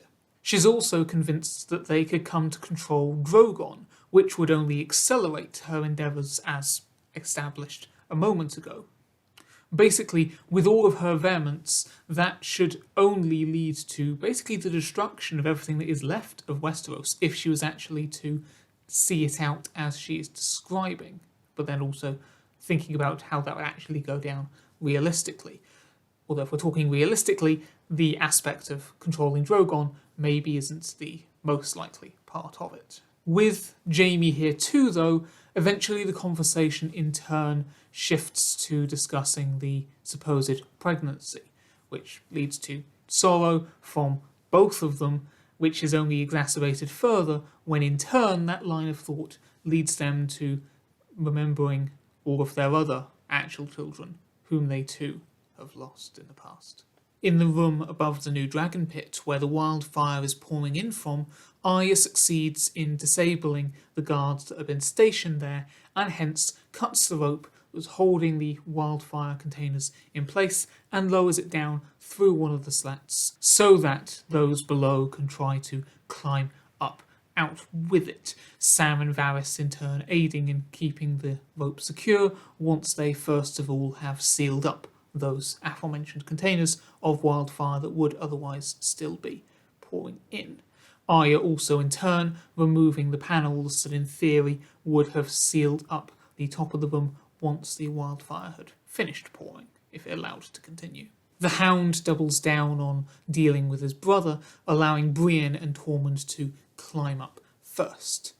When it does come to the Hound's turn, though, the Mountain, whom he had thought to be incapacitated, manages to get a hold of his leg as he's climbing and drag him back down, the force of which also brings the entire rope with him, thus meaning that there's hence no way for the Hound to now follow the likes of Brienne and Tormund out to safety, which they have achieved by this point, unless they were to resume the flow of wildfire once again and allow the level to reach the top, which would also mean that the Mountain at that point could escape as well. Resigning himself to the only option he thinks is left, therefore, the Hound exchanges one final distant eye contact with Arya above before dragging his brother underneath the surface of the wildfire, using that rope to wrap it around his neck to help in dragging him down, and otherwise using his legs and maybe elbows or whatever's necessary to anchor himself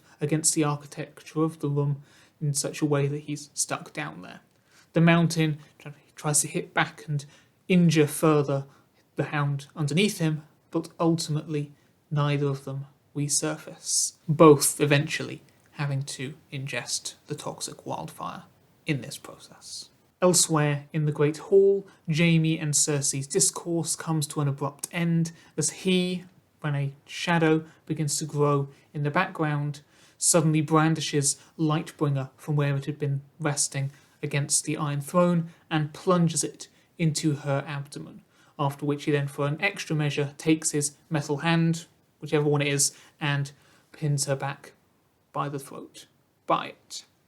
He reveals that he never intended to leave here to get her away to safety. Rather, it was more a case of if she was to go down, it was only right that he be with her. In this way, it actually turns out that he's fulfilling a part of the Valonqar prophecy, in which her demise along some lines would come with the little brother's hand around her throat, or something like that. And while Cersei has always taken this to be Tyrion, because he is the younger brother, technically Jaime is nevertheless her younger brother, even though they're twins, because she was born first. Also, related to this prophecy, the idea that she would be queen until there comes another, younger and more beautiful, to cast you down and take all that you hold dear. This would presumably be heard as saying the other more younger and beautiful queen, presumably Daenerys, she would come along and actively be the one to bring Cersei down.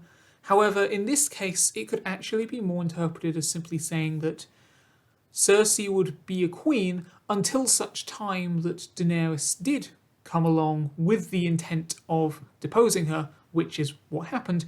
However, that of Daenerys' survival is merely a marker of the occasion, not the mechanism of deposition itself. So simply, when Daenerys came around, that was the time that other scenarios would bring Cersei down. Outside the Great Hall, though, on the other side of the big window, the cause of the shadow that fell over that scene, we see Jon atop Drogon, which is positioning himself level there, and bracing himself, he gives the command of Dracarys. We see from the inside of the hall once again as the flames erupt through the window, so hot that they actually begin to melt the Iron Throne as the two twins thus burn with that. There is also an image of the molten metal coming down over her head, a crown for a queen to mirror a crown for a king from back in season 1. The pair of them, as Jaime wished, going out together. In the room above the new dragon pit, the destruction is heard, and those there hence realise what that must mean. However, it's only when Sam and Varys furthermore mention their previous encounter with Jaime that it's additionally realised, most notably by Brienne, that in fact both twins were probably just taken out of the picture then, not only Cersei. Giving a brief bit of a time jump, Jon is then stepping through the ashen remains of the Great Hall. He's still holding out hope that someday the Red Priests and Priestesses might be able to bring back Daenerys, let's say, like he had been brought back in the previous series, but otherwise this is the closest that Daenerys would get to living out that part of the vision that she had in the House of the Undying of walking through the ashen Great Hall with the Iron Throne, seeing as now she is a part of him per the ritual that brought him back from White Walker status. And also just still thinking back to the other visions there, her seeing Khal Drogo and their child in the snowy setting as again part of that vision, that in turn was foretelling of her passing over to be with them again at the hands of winter. As Jon continues to examine the scene, he notices the charred remains of Jaime and Cersei amidst the molten ruin of the throne and everything else. During this period, Daario arrives from Essos, bringing with him a collection of dragon eggs that he found in Old Valyria, this in fact being the contents of Quaith's locked chest that was never explained in those scenes back in a few episodes ago. He and some others having been drawn to Old Valyria by reports of activity there, i.e. Daenerys and Drogon's previous visit. When Daenerys' body is finally cremated, after Jon is persuaded by the others that indeed it's not actually a good idea to wait just in case the Red Priests and Priestesses might come along and in turn be able to revive her. And then more for the ritual of the thing, not that she would actually burn. And depending on what is said about what the faceless men need to do to wear other people's faces, because it's part of the mystery, never disclosed, but if it would seem to make sense, given that Yakin have worn her face, whatever would happen, she might need to be covered in a tarp or whatever. With that, the people involved in this ceremony also having taken this to happen at Dragonstone, since it didn't feel right to do it at King's Landing. As part of all this, they also put the dragon eggs into the fire, and as such, by the end of it, we in turn have a new clutch of dragon babies emerging from the remaining ashes. At this point, Drogon sees Daenerys' body for the first time. The others hadn't been sure how he'd react to that fact, so would continue to keep it out of his perspective, but now that he does finally see it and the new dragons, after a moment of apparent internal conflict, he picks up her body in his feet, not the dragons though, and otherwise flies away with it into the distance, into the unknown. Back on the mainland, Gendry still rejects the notion of stepping up to his Baratheon title, and this conversation actually then ends with Bronn being offered the Red Keep, not in any capacity as a king, but simply to make sure that somebody is occupying it. He finally gets his castle, although with the further caveat that Varys will also be overseeing everything that happens, because in his own words, he in turn doesn't see that he'll be going anywhere else in the foreseeable future. Brienne, for now, also decides to stay in the city, she taking up the role of heading the remnant military forces, also remaining in the area. Although, first of all, she actually sees to filling out the rest of Jaime's entry in the annals of the Kingsguard.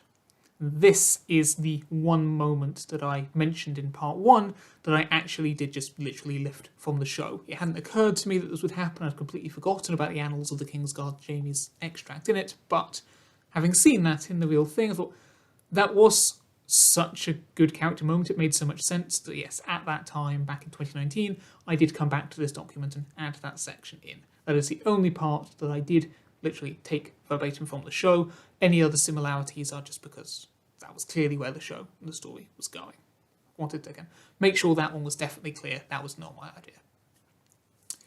Disappointed in Gendry's decision, Anguy instead next comments that Sansa leading the various other lords somewhere else in the remaining lands could still work for public opinion in terms of them all agreeing to follow a given leader, for there may be some still in King's Landing who remember her from her time with Joffrey, even if she doesn't want to remember that period. The Golden Company return to Essos, now next hired to restore order in the chaos that has otherwise developed in the fall of the Iron Bank, that including the members of the Golden Company that had still been stationed at Harrenhal, which in turn furthermore means the release of the Unsullied, who had been locked up there. They, in turn, go with Daario once it's found out that they would be going the same way. It's arranged to go by the same ships, back to Slavers Bay, all bar Grey Worm and Missandei, who I'll get to momentarily. Sansa, Arya, Gendry, and then with the Super Pack following in tow, all return to Casterly Rock to meet up once again with those surviving Northern Lords, although it's decided that they should probably find a different base of operations for further down the line, one that doesn't have such strong Lannister associations. Sam goes with them for part of the journey, however goes separate ways at a given juncture to instead head off towards Harrenhal to meet up once again with Gilly and Little Sam.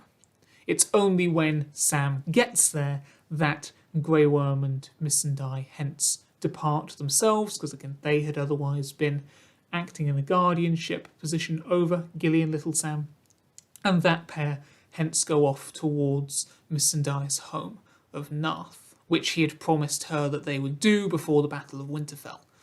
Now, since all of this happened, I think I remember reading somewhere that was actually maybe a bit of a hazard in Grey Worm going to Narth, something about carnivorous butterflies or something that would attack people who weren't originally from there. I don't remember, but either way, I wasn't aware when I came up with this, and maybe now retrospectively I would add into detail. But as I've said repeatedly, I'm not changing this from how I wrote it at the time. But anyway, they say they depart, only slightly saddened by the news that in fact Gilly is pregnant once again, on top of her already having Little Sam. Not that that's inherently a sad thing, whatever, but for the fact that Grey Worm and Missandei themselves wouldn't end up having a biological child in turn. Also, Grey Worm's still unhappy in his own decisions about how he abandoned his post previously, but Missandei assures him that he shouldn't feel guilty about that. Remember that their love was what Daenerys said that they were fighting for in the world that she would have tried to bring about in breaking the wheel. Still not one to live the life of a lady, yet nevertheless needing something else to do with everything that's transpired, Arya decides that she'll try to make a different journey, meaning to organise an expedition west over the Sunset Sea, which no one has ever managed before. This per comments that she made in a previous episode called No One. Gendry asks if he might go with her, to which she says that she'll think about it. Yara suggests that an arrangement could be made over supplies that would be given to Arya for her journey. However, this will not be considered until the repairs to the Iron Islands have been undergone to a suitable enough degree first. Thus, Arya remains on the west coast, while Sansa and the other lords of the remaining kingdoms, this in turn including the likes of Yara Greyjoy, again, Howland Reed, Sorella Sand, and Baelor Hightower from Old Town. He there rather than his father, Leighton Hightower, since that actual lord still isn't coming out of his rooms even after what's happened here, as has been the case for the last over a decade, and the last couple of those names being once they eventually get there from further afield across the southern part of the continent. Once they end up going to somewhere else along what is in essence the new coastline around the Gulf where the Riverlands used to be, with the idea being that a new capital to replace King's Landing will be, not that that's gone, but to shift the power base to something more central. A new capital will be built somewhere along there where the King's Road now abruptly stops, with also, furthermore, down the line, a twin capital being built on the opposite shore of that. And so from there, for the moment at least, while the continent is being restored, a council will rule, made up of those lords. A king or queen won't be selected until after everything is settled again, if indeed a monarchy is chosen to go back to at all, rather than something along the lines of this council, instead persisting. Names are thrown about regarding what this new capital could be called. Some would suggest Winterfell, in first of all recognition of the settlement that was destroyed in the previous series, and also to mark the fact that this, the Gulf, the new Hammer of the Waters, was a point where winter fell, and yet, though others would think this is a bit biased. While overall, they're still definitely not near selecting a name, another suggestion which has more favour would be the New Hearth. Attempts had been made to get in contact with Ilario in case he would still be open to funding this sort of endeavour in memory of Daenerys this time. However, he can't be contacted. Apparently he's not in Pentos anymore. With that though, for our final scene of the final ever episode of this hypothetical ending of Game of Thrones, we see Jon surrounded both by the new clutch of dragon infants and the super pack still led by Nymeria. He is making his way northwards alongside Tormund and anyone else who would wish to help, as they've sailed across what has now been called the Children's Gulf and are next searching the north for any survivors, whether they be Westerosi or wildlings, with the later ultimate goal of restoring that northern part of Westeros, rebuilding it anew from the remains. While he does continue to reject his position as heir Targaryen down in the capital, that legitimacy does nevertheless allow Jon to take the title of Lord of Winterfell when they would at last get back to that home.